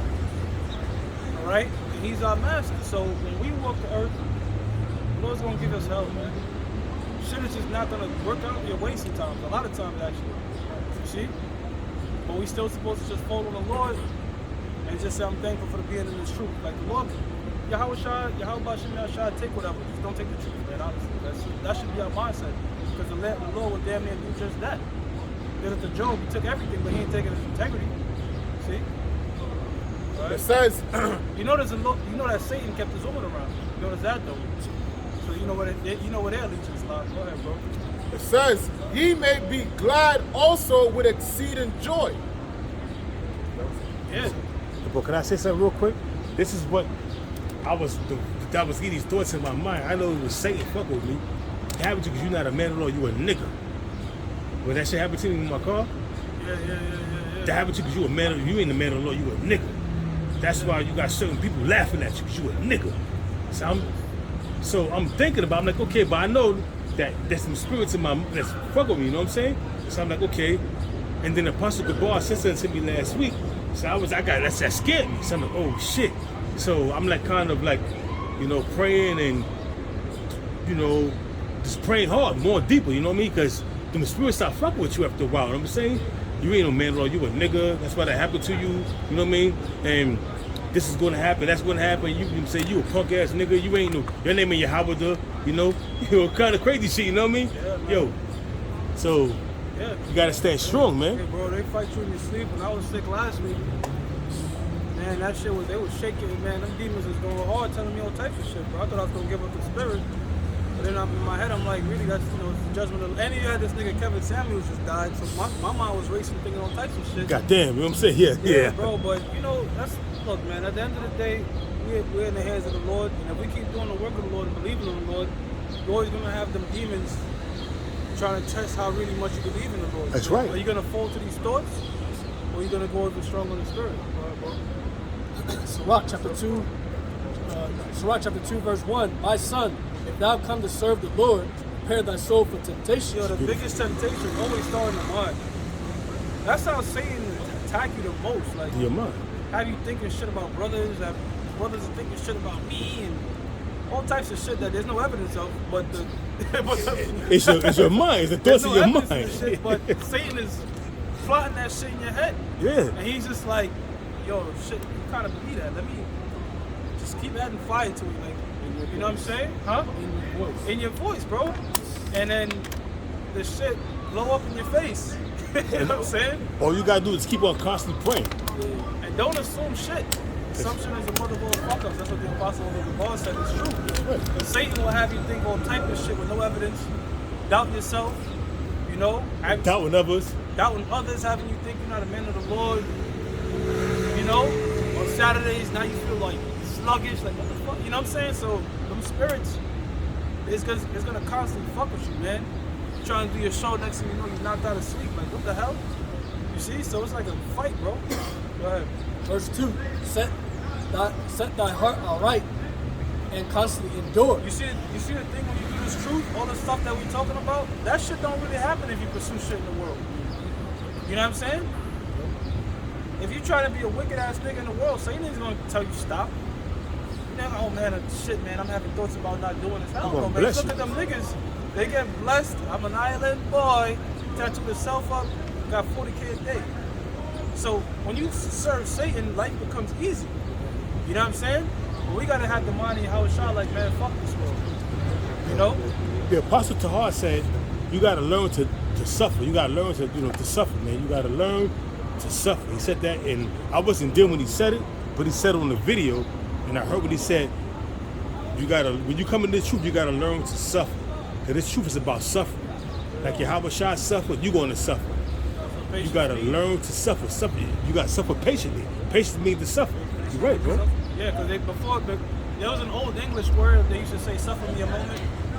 In other words, be patient with me, suffer me a moment. Because, yeah, man, like every second is anguish, you know? And it's hard driving around, like I'm doing Lyft and shit, and I'm in some of these crazy neighborhoods, bro. I'm talking about you need a gate. There's a gate there. Now, you saw that video I did. I showed you the Rockefellers, one of their resorts and That was shit. a nice little home there, bro. I ain't gonna lie, bro. And I'm driving around like, oh Lord, why the fuck they have peace and your people is just fucked up? But we understand why. Prophecies have to be fulfilled, man. Go ahead, bro. Verse 2. Set thy heart aright and constantly endure. And the scripture that this brother is reading, bro, is like a staple. Any brother coming in the street, Ecclesiasticus, the 2nd chapter. It's a scripture you're gonna get familiar with quickly, bro. Because it says, set your heart aright and constantly endure. Meaning, there's always gonna be something new, bro. When you cover one obstacle, something else is gonna pop up, bro. You know? If you get out of one payment and paying some shit, something, it's always gonna be something to put you in a position of difficulty, man. Straight. That's right. And make not haste in time of trouble. Yeah, a lot of niggas just say, fuck it, man. You know what? This ain't for me. It's too hard. Full.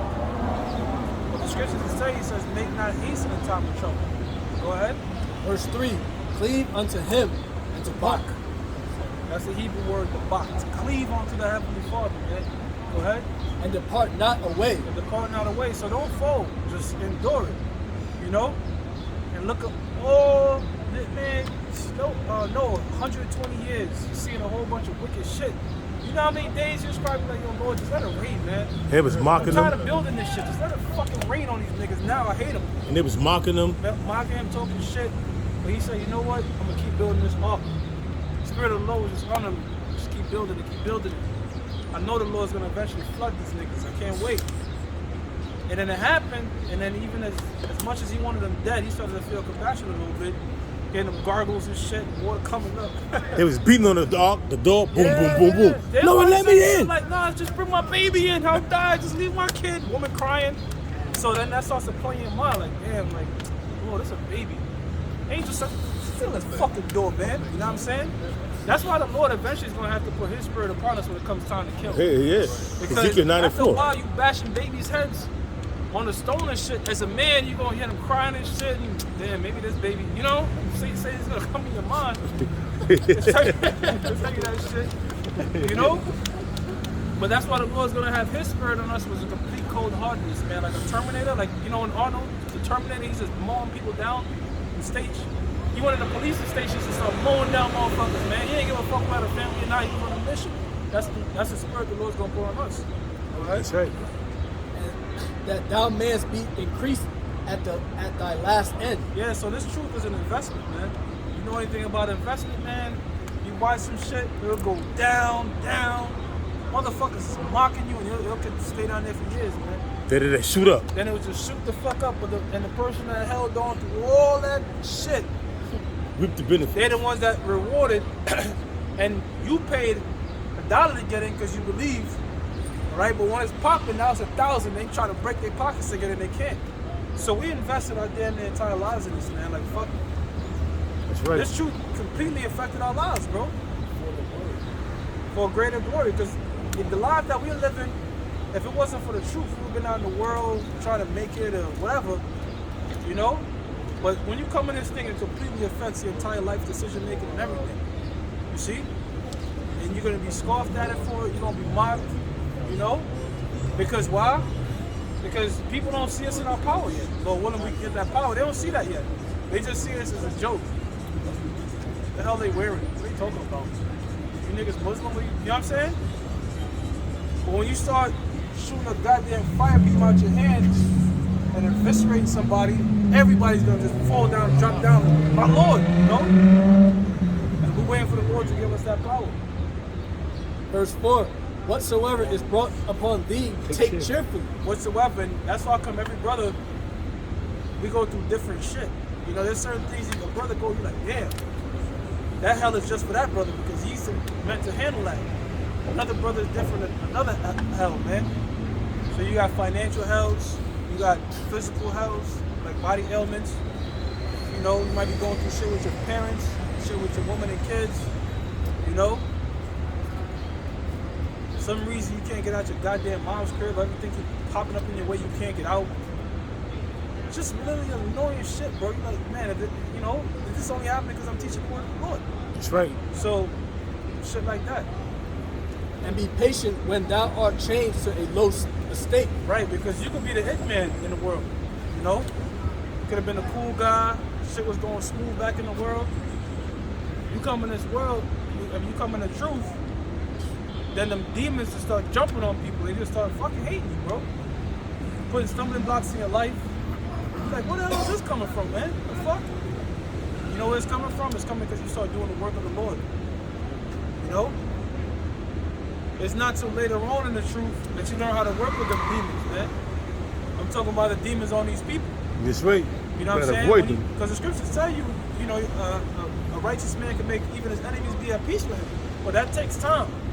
That's how come I was telling you brothers earlier, you're dealing with a woman, sometimes you have to use that wisdom, man. Like they're not gonna be completely covered up, or they might be goddamn smoking weed, maybe, I don't know. They might be doing shit contrary to what you're doing, but look, if she's doing right by you and not being a hoe, just say fuck it, you know, I'm gonna deal with it, you know?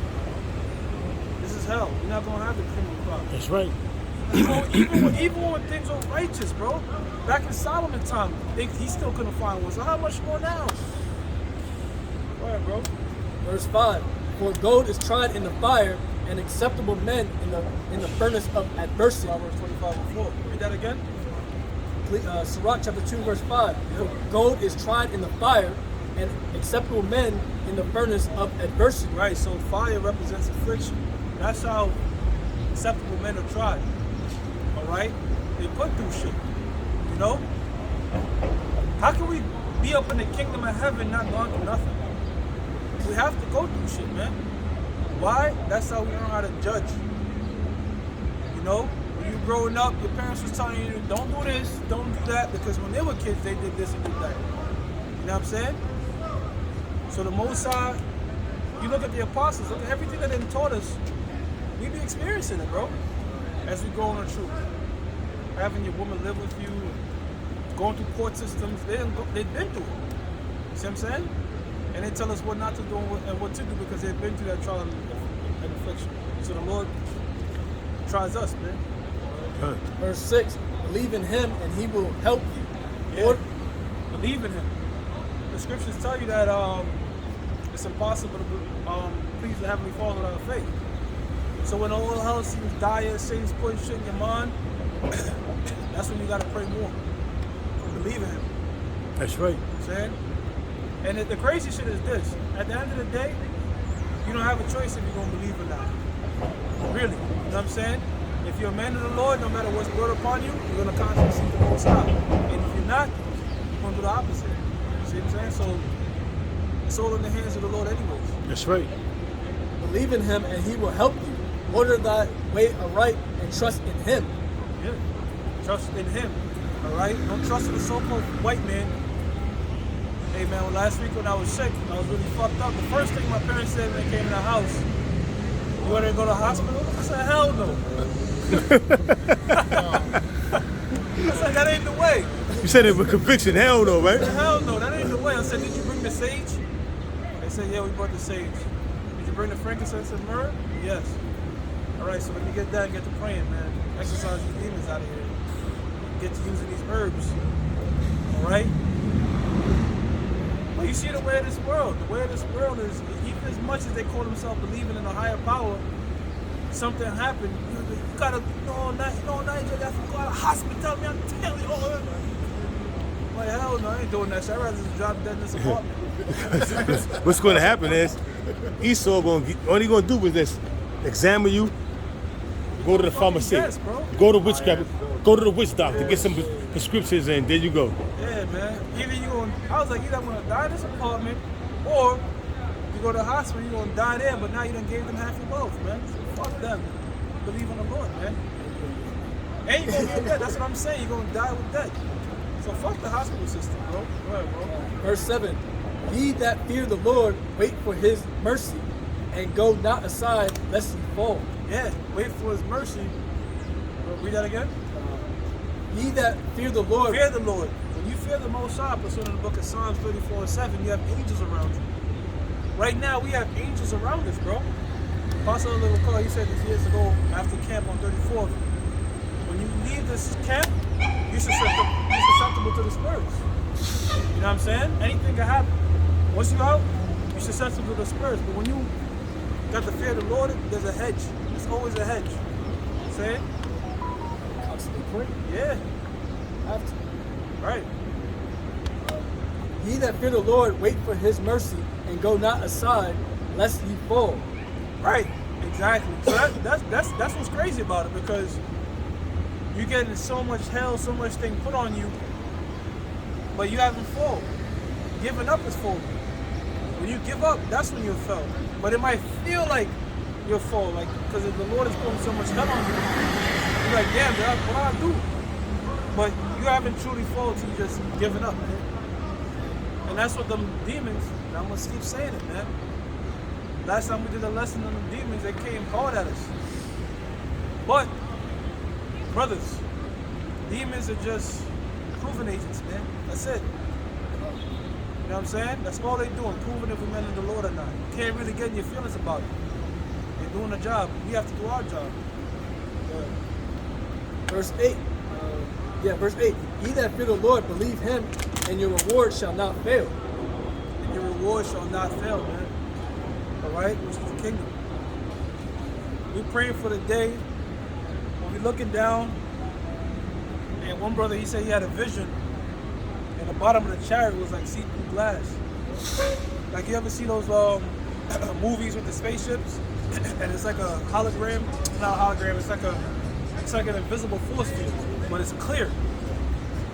So that's a beautiful vision, bro. I didn't even think about that. Like, just looking down, there's nothing there, but the force field, and you just see Americans being turned to ash. Beautiful and scary. That's gonna be beautiful and scary, like the brother said, man. That's what we're hoping for. Go ahead, bro. Verse 9.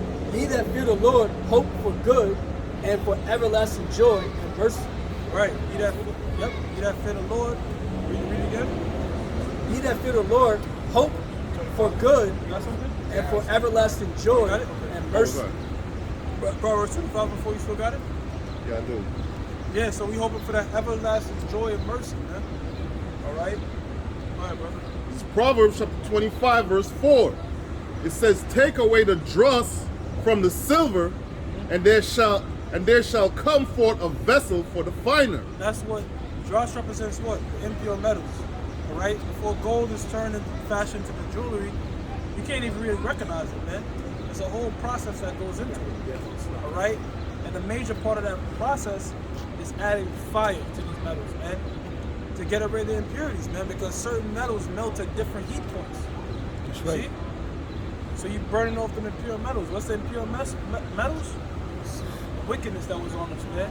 As the Apostle Paul called it, the superfluity of naughtiness. All right? Whether you're in the world lining your shit up, eating shrimp, eating lobster, pork, you know? Hell, I was having shrimp pork fried rice in the world, man. A Double abomination, double don't we? jeopardy, bro. But all the shit that's abominable in the world sort of seem like a delicacy. Like you have to have money or you have oysters. That's money. That's how bitches see it. Hell yeah. Take me out to Red Lobster. That's, you know, the most abominable cockroach in the sea. That's what's really held in high regards. All right, but as you come in this truth, say, man, you got a certain brother had to kick that addiction. Cold turkey. Cold turkey. You know, certain brothers might have been smoking cigarettes, weed, and shit like that. Cold turkey. You know, vetting the woman, you can't just pop the woman, you gotta, you know, single, you know what I'm saying? So that's us putting off the bullshit. And we still today battling with shit, bro. I'm saying we still today have certain things that we struggle with, but we just pray for the Lord to just keep guiding us right, man. See? This is Proverbs 11, verse 4. It says, riches profit not in the day of wrath, but righteous delivered from death. Yeah, wow, that's heavy, bro. Riches profit is not in a day of wrath. So going back earlier to that, I was talking about the Edomites that are living on high. You know what I'm saying? I'm talking about driveways that's long, bro. Driveways that's like half your block. Or 2 miles long. 2 mile long driveways, man. You got Edomites living on their own island right now. You know what I'm saying? You worrying about damn the gunshots, they wanted the birds chirping too loud. It's a completely different life they live. But in all that shit that they got, when the Most High says it's time, it is fucking time, man. That's why we like, you know what, man, it's just best to be right with the Lord. I'd rather be in the projects now, struggling and shit. But when all hell breaks loose and the Lord said it's time, I'd rather be going with the Most High, man, than to sell my soul. Actually, that's in the book of Hebrews 11 chapter, the 22nd verse, Moses. He said he chose to suffer with the people of the Most High than to enjoy the For a pleasures of season. sin. That's right, for a season. That's right. Got it. Hebrews 11, verse 25. Choosing rather to suffer affliction with the people of the Most High than to enjoy the pleasures of sin for a season. None of us could give up what Moses had. The man was a pharaoh. He was the son of Pharaoh. Not biologically, but he had the position. He was a general in the army. Pretty much a king, man. They had that animated movie called Prince of Egypt. That was Moses. So none of us could give up what he gave up. The Lord gave him as an ultimate example. He said, I'd rather suffer for my people, man. Jay-Z, Michael Jordan, them niggas can't compare to what Moses had, man. Hell no. See what I'm saying? He gave it up.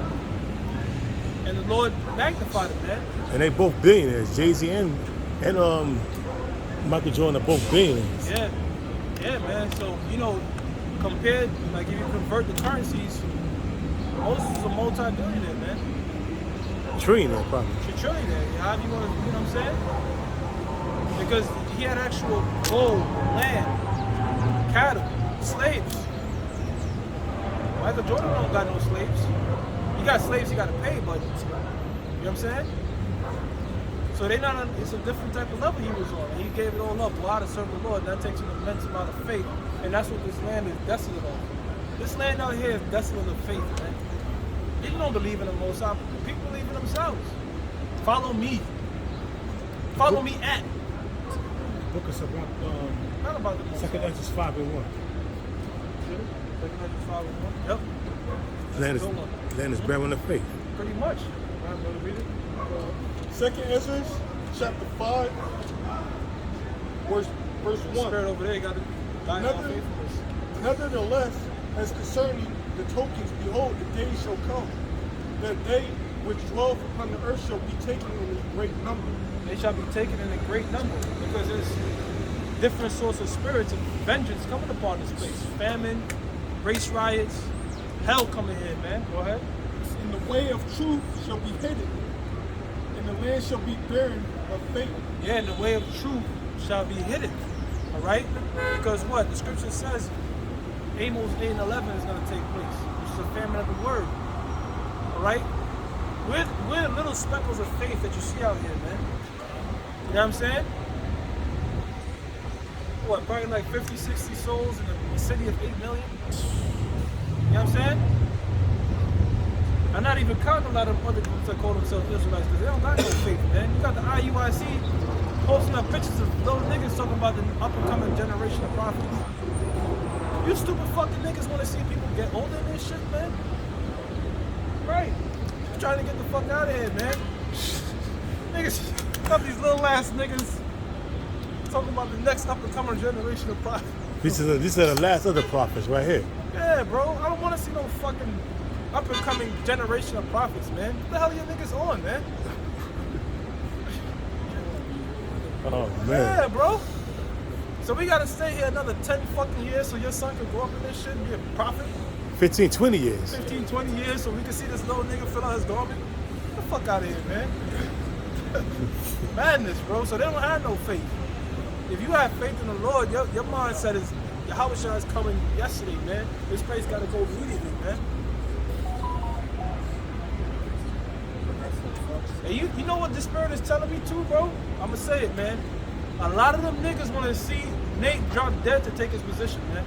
Cause that's their spirit, bro. That's what the spirit is telling you, bro. A lot of them niggas wanna see Nate drop dead so they can sit in his seat, man.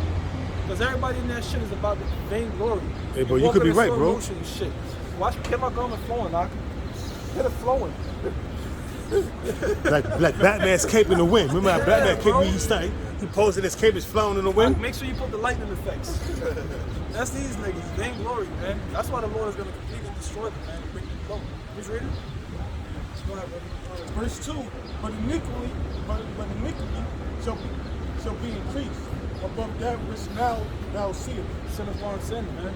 We have the WhatsApp group, and every day as the week goes on, a brother's sending another video is more wicked than the last. Jake's popping pit bulls. Woman getting 10 different niggas, nothing in them, and then choosing who's gonna be the baby daddy and shit like that, man. You know what I'm saying? It's just iniquity upon iniquity. It's vexing, bro. It's fucking vexing, man. Because in the ancient world, you know in the ancient world, you put that motherfucker to death. You'll put that pit bull in that nigga to death.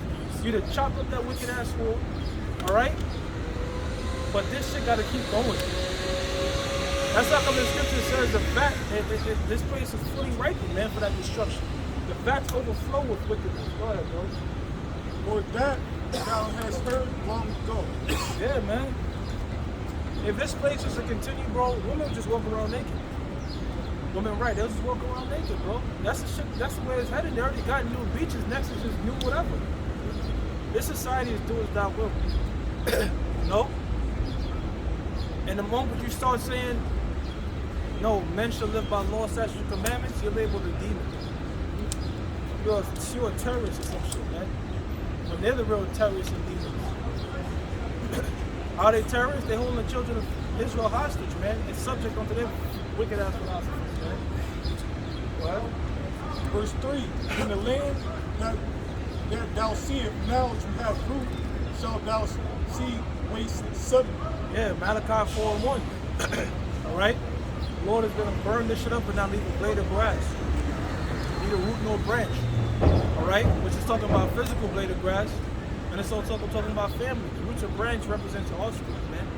So there's not going to be any underground bunker. None of that shit, man.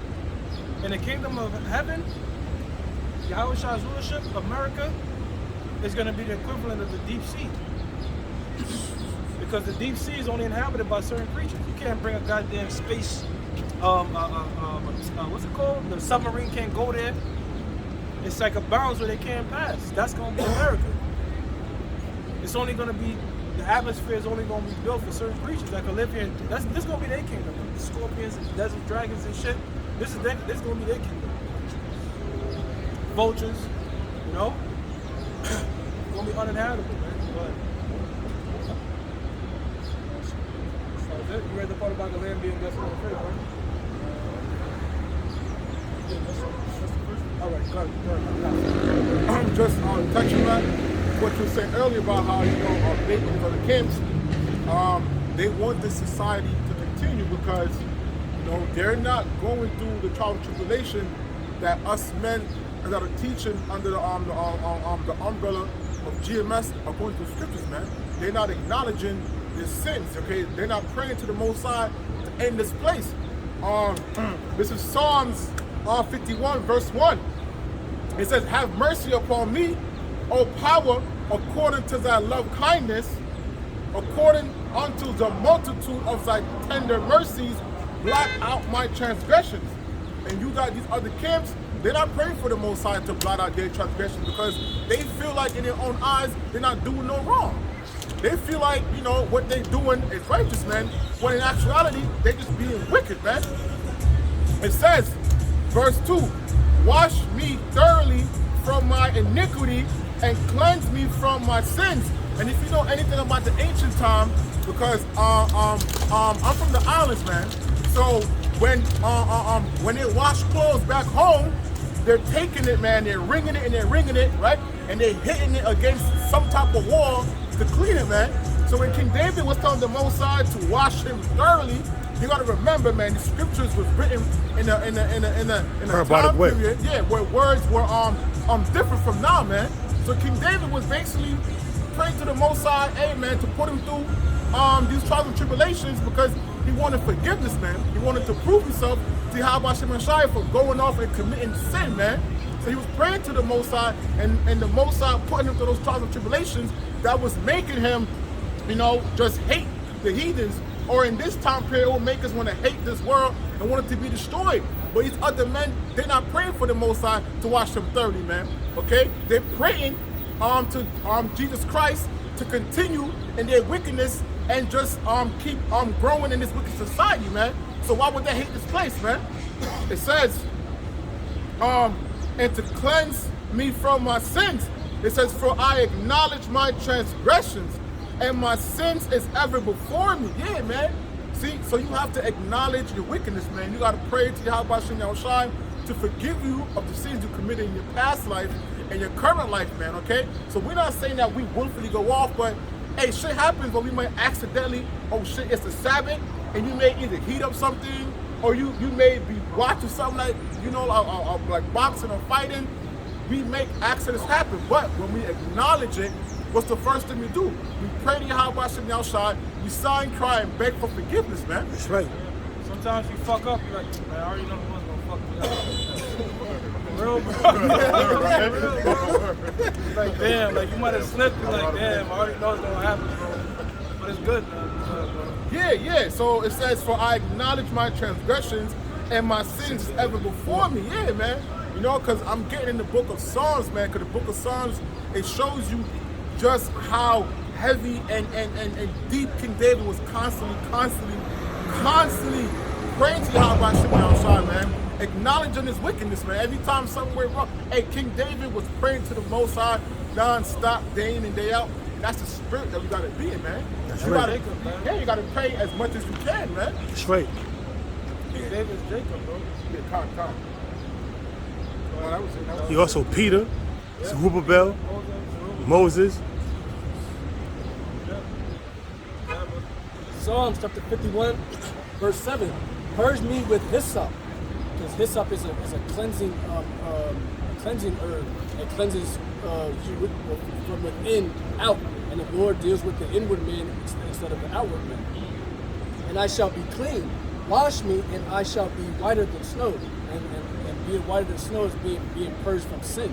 So you, just like the brother brought out, King David was constantly crying out to Yahweh to protect him, keep him from sin, to keep him basically perfect and protected of the power of Yahweh through Yahweh. You know,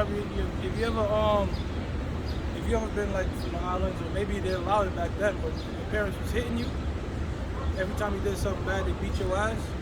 At the current time, it's like, damn, but when you get older, you're like, man, thank you so much for disciplining me, because it made me a stand-up individual relatively to those around me. So King David is pretty much just praying for an asshole. Anytime I fuck up, Lord, just deal with it.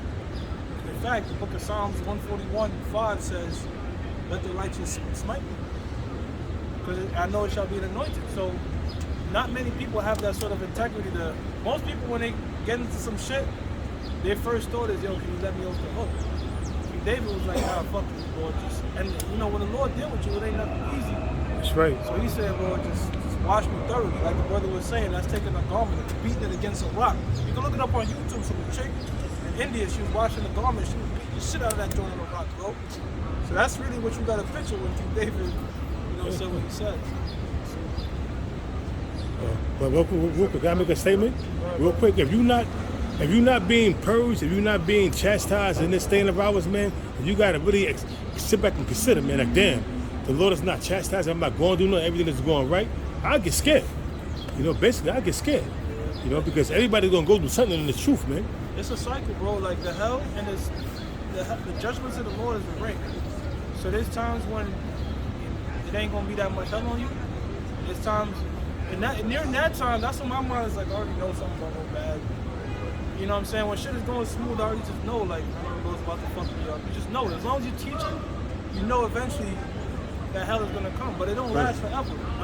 It's like a testing period. But sometimes it feels like forever. But the Most High, the scriptures speak about his judgment and his mercy, how they manifest onto all creatures. So there's times when the Lord is giving you shit ton of prosperity, things are going Gucci. Like in 2020 when we was making a whole bunch of money and shit. And then shit just went after sour. That, bro, shit went sour. We just started losing money, started losing this, losing that. Like, God damn, Lord. Hey man, that's a part. That's exactly what happened, bro. 2020 was a prosperous year, right? 2020 was a fucking prosperous year, man. Yeah, bro, it was sweet. And then, hey man, I say this when Joe Biden delivered on his promise, man. There's been nothing but hell since this nigga got here, bro. Your gas, I'm 63 to 50. I went from $20 to 63 to fill my tank, and I drive a hybrid, bro. That's like over 300% increase, bro. Saying inflation. You can't make money anyway. Forget about the stock market. That's over now, brothers. I'm sorry. Yo, you can't make money no fucking way, bro. I got a V8 engine. Putting $30 in my car is nothing now. The thing is this, brother. When the Feds raise interest rates, you have people that really control assets. They stay away from the market. They're not touching that shit. Everything is going down. So you ain't making money there no more. What about your rent? Your rent is going up. But your wages can't keep up. Your wages can't keep up with inflation. So you're getting fucked on every side right now, bro. You got people, just like that movie from with Dick and Jane, when they lost everything, the niggas went to crime. You got people going to fucking robbing now. People are losing it. Once gas hits $7, and it will hit $7, $10 a month? They saying by the end of the summer, it's going to be $10 a gallon. And where you getting that money from, bro? So I mean, 1 gallon. Start scamming, killing, whatever, bro. So bro, $20 is going to be 2 gallons. Yo, that gets you down to the next corner. That shit is crazy, bro. And all that shit was self-created, bro. Because you know what? America was the #1 exporter of oil, bro. They don't have to import oil. This dude came, he fired all the factory workers, all the oil workers. And oil is not a bad thing, bro. That's another thing the so-called white man tells you. Look, oil is produced by the earth naturally, abundantly. It's not supposed to... It keeps the titanic lubricated. Yep. You know what I'm saying? And it's not something that's scarce. It's not like gold or silver like the Rockefeller started that shit. There's so much oil. If the so-called white man was just, which he's not, oil should be like 5 cents a gallon, bro. I mean, it's in abundance. And we can't burn enough CO2 to really kill anybody. It's just not enough, but that's all propagated bullshit from the so-called white man. Don't you know the more CO2 in the air, the better it is for these trees? It works better. But the so-called white man is telling you carbon dioxide. Carbon dioxide is bad. No, stupid. Look at greenhouses. How the hell they make them things grow? They're pumping more carbon dioxide. That's how come the Lord has something called a volcanic eruption, man. All that CO2 in the air is supposed to be good for nature. Terraform the planet Earth, make it better. But the so-called white man, everything is opposite. It's to the point where he wants to tax you on your carbon, man. Which is totally wicked, man. Somebody get Isaiah 10 and 1. Somebody get Isaiah 10 and 1. Isaiah 10 and 1. Isaiah chapter 10 and 1, and it says, woe unto them that decree unrighteous decrees. Woe unto them that decree unrighteous decrees, man. The laws, statutes, and commandments of this place is adverse to the scriptures. I'm telling you right now that oil is something abundantly made by the planet Earth. But this devil want to charge you fucking $10 for that shit, man. You know? And it's really hard to do shit on your feet like jobs do on your feet, because things are spaced out. So people need a job. But that shit, your wages is not keeping up with the gas. You heard about what the horse said in the video. He's like, sometimes I don't even feel like doing the fucking movie, man. Well, it says, and that right grievousness which they have prescribed. Right, prescribed, premeditated, man. The so-called white man, he'll come together. The bill is 1,000 pages, and you got about 10 minutes to read it, because they'll put that shit out there like close to midnight. Who the fuck can read 1,000 pages, man? In a few hours and shit, understand everything. Come on, bro. So he's a devil. Bro, it's Devil fucked for up, you, but bro. that's how the so-called white man That's what he operates, do. bro. You need if it's 1,000 pages, you need to analyze. You read it. You need to take. It's gonna take you at least about 3 or 4 days And you need like to 10 comprehend magnifying it. glass because it's a fine print, but in that fine print is another fine print and shit, and the claws here. And this man never deals straight with you, man. Right? This is 1 Corinthians chapter 14, verse 33. It says, for the Most High is not the author of confusion. Exactly. If this world was run the way the Lord wanted it to be run, I'm talking about the land Sabbath, not walking on fucking concrete, people would be rejoicing. You wouldn't have people in and out the medical system. There's damn near no way people don't pay them $10 in gas. You know what I'm saying? The so-called white man, he's the one that's created this shit, man. He's the reason why people are suffering. You know? Why the fuck would you go from selling oil?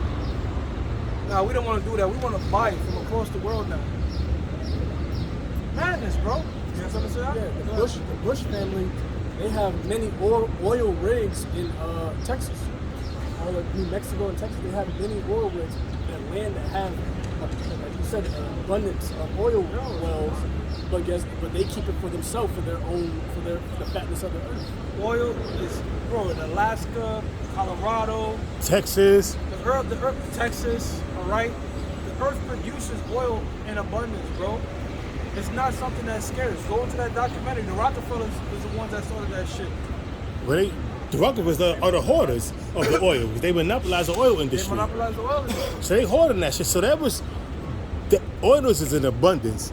The United States government has a large reserve of oil, but they just choose to buy from Saudi Arabia because Saudi Arabia are Arab Nazis and they're all in one bunch together. So it's like to keep Saudi Arabia afloat, you know. It's manufactured, bro. This scarcity is manufactured because in Esau's law, there's something called, is it racketeering? RICO, yeah, racketeering, yeah. But it's not the RICO. This is what I'm talking about. It's like a mafia, bro. Like, I'm with this mafia, you're with that mafia, you're a mafia, but we get together and we say, you know what? No, but there's a name for it. And we'll say, look, the price of this liquor is going to be this price. In other words, if I make the price $2 and you selling it for $10, everybody going to come to me. So we get together and we all say, you know what? It's all going to be like $5. Because if an oil company was to just say, fuck it, I don't want any shit. I'll make my shit $1. they'll take his ass out. Yep, racketeering. Right, I'm good. Racketeering is the act of acquiring a business through illegal activities, operating a business with illegally derived income, or using a business to commit illegal acts. Right. You know? So that's what these gas companies do. These oil companies do. They come up with this arbitrary price, all right? And if you was to be the lone person and said, look, oil ain't shit. My oil is $1. Everybody will flock to you, but they can't have it that way. So the so-called white man has manufactured this scarcity, man.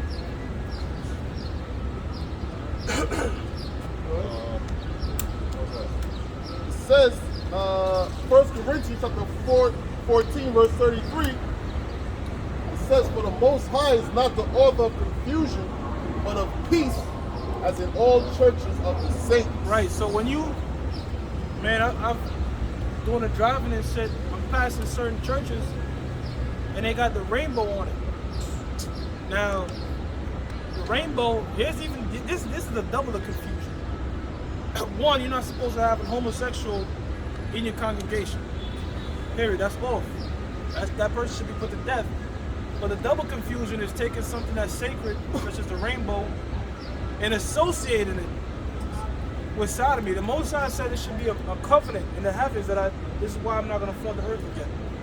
The so-called white man has taken a beautiful rainbow and associated that with a filthy ass act. And on June, you have these goddamn, I don't know what to call them, taking the Most High's beautiful rainbow and associating that shit with homosexuality, man. See? That's fucking confusion. Go ahead, bro. And that's a complete disrespect. That's a spit in the face of the Most High. Go ahead, bro. Isaiah chapter 5, verse 20, it says, woe unto them that call evil good. But wait a minute. This brother said June is Pride Month, right? The scriptures tell you pride come before destruction. But these people want to be proud, man. Go ahead, bro. Isaiah chapter 5, verse 20, it says, woe unto them that call evil good, and good evil. Woe unto them that call evil good, and good evil. So here it is, we're telling you it's a blessed thing for a woman to give birth and have the baby all the way through. In this society, they say now women should have their own choice. You know what I'm saying? So by that logic, the man should be able to choose if he wants to be in this child life or not. Well, they force the man into the child's life. To where you pay child support for this kid, but you think it's child support, but it's really her support. And she not giving that shit to the kid. She getting her nails done for the next nigga. It's a saying. They said double standard between men and women. If a woman don't want the child, she has the right to abort the baby. Kill the baby, abort the baby. But if a man don't want the child, he's considered a deadbeat. He's considered everything bad, you know. He's not a man. But a woman, that's double standard, because now he's a deadbeat because he don't want the baby. But if she don't want the baby, she could kill the baby. But he don't want the baby. Bro. That's another thing too. They try to make it look like every nigga just don't want no kid, and that shit don't be like that, bro. Men will be one to stay in the kid's life, man. But the mainstream media be making it, painting the image like the dad don't want to stay in the life, but they're not even breaking it down. You might be the third or fifth nigga, and you're not even sure. So of course you're gonna be like, man, get a paternity. I don't want to test. Believe me. So of course a man is gonna be fucking skeptical. You know? So a man, when he's hesitant about being in the child's life, it's a certain sort of uncertainty. Like, I don't even know if it's mine. These bitches, they killing the baby because they don't want their body to look different. They don't want to give the kids breast milk because they don't want their titties to sag. So these women are completely fucking selfish whores, man. They all about themselves. A man naturally is not about himself. A man is naturally about his family. You know why? When a man run into money, he's thinking about how he can support his woman, his kid. And when these bitches get money, what they say? I'm independent. Niggas don't say that when they get money. I'm independent. Niggas naturally supposed to be independent. When a man bumping the money, he's not saying, oh, I pay my own light bill. But But bitches say that, man. Why? Because they're about their fucking selves, man. Selfish. That's right. That's why the Lord is gonna humble their ass, man. Says that put darkness for light and light for darkness, that put bitter for sweet. Now you know what's crazy, bro? They might shut this video down for hate speech.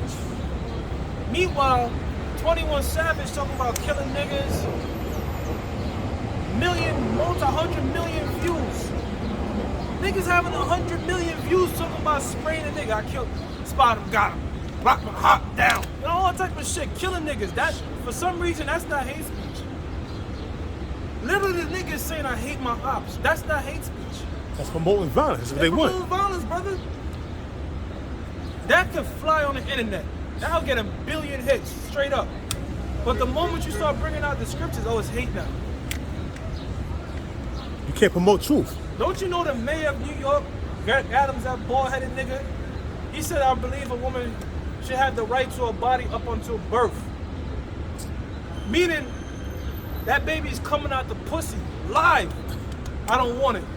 She has the right to take him out, man. So this place is fucking wicked and backwards, man. That's why Yahushua is gonna come and turn things right side up, man. Get that where it says, in the book of Isaiah, Shalapata, Isaiah 29, yeah. Him that frameth hath no understanding. Yo, the Most High gotta, you know what, the so-called white man, he's doing exactly what he's created to do, which is be a devil. But that don't mean we gotta be cool about it. Pissed off, man. We signed and crying because this shit is madness, bro. There's a perverse spirit out here, bro. It's a perverse ass spirit out here, like the brother said, man. You gotta go, brother. Isaiah chapter 29, verse 16. Surely your turning of things upside down shall be esteemed as the potter's clay. Yeah, which is not esteemed, right? So-called white man has turned everything upside down. And you have people in the world complaining about it, man. It's so fucking perverse that you have Edomites complaining about other Edomites. The elder out there in Vegas, he did a lesson, bro. He did a lesson on the food, and you had this Jake. He had fish, and the fish said whiting, wild corn from Ecuador, and the dude was bending the fucking fish like a sponge. Put it back in the water, and it soaked back up and it was in perfect form. But yet, that's wild corn Alaska. Or wild corn from Ecuador. So this man is completely full of shit, man. See? Go ahead, brother. For shall the work say of him that made it, he made me not? Right. Why? Because the Most High made the so-called white man. Is it the Most High gave everything the so-called white man had? The Most High gave it to him, but the so-called white man is saying there is no God. And if there's a God, guess what? He looks like me. He's a cracker like me. You see? So the Most High has created laws, statutes, and commandments to govern everything that he's created. The so-called white man has looked at that governance and said, that shit don't make no sense. Why can't lions and tigers breed together? You know? Why can't you breed a horse with a zebra? Why can't you have cotton candy grapes? Seedless watermelon. Seedless watermelon and call it organic. You see? The Most High specifically said, don't mix seeds. Fucking so-called white man come on the scene and says, why not? We should mix seeds. Matter of fact, we should have shit without seeds. Go ahead, brother. That's them saying the Most High don't got no understanding. Go ahead, brother. Or shall the things framed say of him that framed it, he had no understanding? Right. Here it is, the Most High that said the Negroes, Latinos, and Native Americans to be up on the planet Earth. So-called white man don't want that. He wants us on the bottom. You see? Jacob is meant to rule. This is what happens when you leave a servant to rule. The scriptures tell you that. The earth is disquieted when a servant bears rule. Just like if you used to go to a Fortune 500 company and you just take the CEOs and take them out their seat, get a fucking janitor and tell them now you running the corporation. The shit is gonna fall overnight, bro. You don't. I'm just a janitor. You don't know how to manage this shit, bro. That's what's happening. You have a servant, Esau. Elder shall serve the younger. Imagine the running earth. the planet Earth, and this is what the hell. This is the end product, man. People dying and shit for you. Go ahead, brother. Proverbs chapter 29, verse 2. When the righteous are in authority, the people rejoice. When King Solomon was ruling, there was 40 years of peace, no wars. Everybody was doing good. Go ahead. But when the wicked bear rule, Wicked, Esau, go ahead. the people mourn. There's so many things to mourn about, man. All right? Don't you know in this society, the more you make, the more you got to pay back in taxes and shit? See, with the Lord, it's always 10%. That's it. 10% of $1 million is 10% of 10 million is 10% of 100 million. With the so-called white man, the more money you make, now the more you got to pay back. So they, you know what they incentivize you to do? Just to kind of float a little bit. Like, I don't want to make too much because then I'm going to have to pay back taxes, but I don't want to be too broke to where I'm struggling. You know what I'm saying? The so-called white man has debts that cannot be forgiven. The scriptures speak about the year of Jubilee, where you can be pardoning your debt. The so-called white man has, and you know how you get this debt that you can't get rid of? By going to a fucking school system. It's a federal loan which you cannot get rid of. You can't file bankruptcy and get rid of that shit. It's always going to be hanging over your neck, man. Always. So there's a shit ton of things to mourn about, man. The average American now is working 2-3 jobs just to survive, bro. Even credit card debt you can get rid of. But not that student loan shit. Hell no. And that devil, he told y'all we won't forget the student loan. Biden. Yeah. I'm putting him in there. He gonna forget student loans. That nigga lied, man. The fuck? He's a devil. What the fuck you think? You think this man honors his word? He's a devil. They'll say whatever the fuck you get in power, man. You stupid ass niggas, man. Go ahead, bro. That was it. Can you read it, brother? Verse 17. Is it not yet a very little while, and Lebanon shall be turned into a fruitful field, and the fruitful field shall be esteemed as a forest? What else is on that, man? Somebody get 2 Thessalonians 2 and 4. And go and read what you have. Psalms chapter 55, verse 21. The words of his mouth were smoother than butter. Well, that's a spiritual God that because I was thinking about that. The words of his mouth are smoother than butter. Look, sir, we have a contract. We're gonna give you this right here. You're gonna get that. You're gonna get that. You're gonna get this. All right, cool. You sign that shit. Thank you. A couple days, a week, a year later, we need this and this back from you. What the fuck are you talking about? They be doing that shit too. Well, sir, the fine print is a fucking magnified telescope. The fine print, we didn't read that shit right there. Now, you owe us this, you owe us that. You know what I'm saying? Why? Because the so-called white man, that's the main way he deceives. With his contracts, man. Yep. His contracts. Which Whether make you a that be slave to him. Yeah, whether it be that student loan that tells you, yeah, don't worry about it. You know, after a year, you good. Next thing after that year out of college, you start getting fucking hit with loans, same payments and interest and shit. I thought this degree was gonna promise me a job, just to find out you working an entry level job you could have got without that fucking degree. That's right. You got dudes that you laughed at for not going to college, making more money than you, and you're paying debt to college, and they're not. And that's the real gist of it. 'Cause you got a lot of women that look down on men that didn't go to college, that got the debt, and they paying student loans, and debt. You a debt slave, and this man, hey, he ain't go to college, and he's doing well off. He's well off than you. Yeah. He don't got no debt. Yep. You know, he took a trade. Meanwhile, your ass, and you know what? Bitches go to college and get the dumbest degrees. I got a degree in cooking arts. Culinary arts. It's called culinary I arts. got a degree in psychology. What the fuck you gonna do with that, bro? Is that really worth $60,000, $70,000, bro? No, that's common sense. But you know what? A majority of these colleges are filled up with these women, and men go to college really to try to get pussy. That's really it. You know? Only you got a few men that go to college and be successful. They put that time in, get some software engineering degree and shit. Yeah, some sort of accounting degree. Some shit that's actually useful, because men are logical. A bitch will go to college and not even know what she's there for. I don't know yet. Bitch is 2 years now. I don't know yet. See what I'm saying? Go ahead, brother. That's crazy. I went to college. I never went to college, but most men that go to college, either they go there for sports or They, why I went to college, bro. they get you go there for sports, and your backup is you may study some law or something, you know what I mean? Or study, bro. you know, business management or something. You know what I'm saying? Your main thing is sports, you know? Yeah, bro. Sports and bitches, bro. Sports and bitches. You know? Men are not delighted in fucking homework. You know, but women are, they regurgitate shit very well, so they delight in all that shit, but they don't have real world practical knowledge. They just regurgitate shit. I was going out 2 weeks ago that women, how you said it? You said women are better, why do women have better memory than men? They're meant to serve. They're meant to serve. That's it. They're meant to take orders. When you said that, I was like, man. Men are naturally rebellious. 5 minutes on the brother. But war was in his heart. His words were smoother than oil, yet were they drawn swords. We come in peace. We come in peace. Meanwhile, the sword is He got a there. sword right in his back of his hand. Yeah. I come in peace. The fucking sword is right here to chop you in half, man. Watch that movie, Inglourious Bastards. Yeah. When the dude made a deal with that nigga in the bar scene. Crossed him. It means like, look, it's gonna be, there's a bar scene, there was a shootout, and there was only one German dude left. Nigga said, look, it's a standoff, but let's be cool.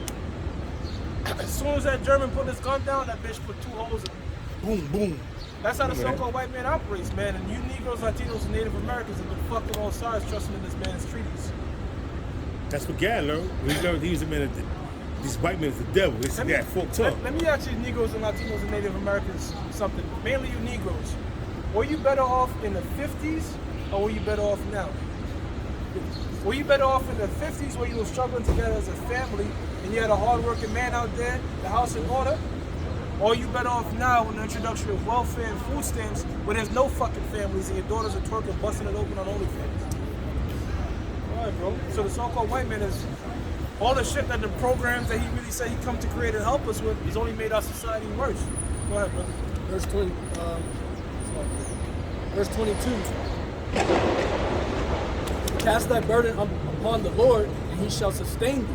Cast that burden upon the Lord, and he shall sustain thee. All right? And the Most High has put burdens upon us so we can always lean on him, bro. You see?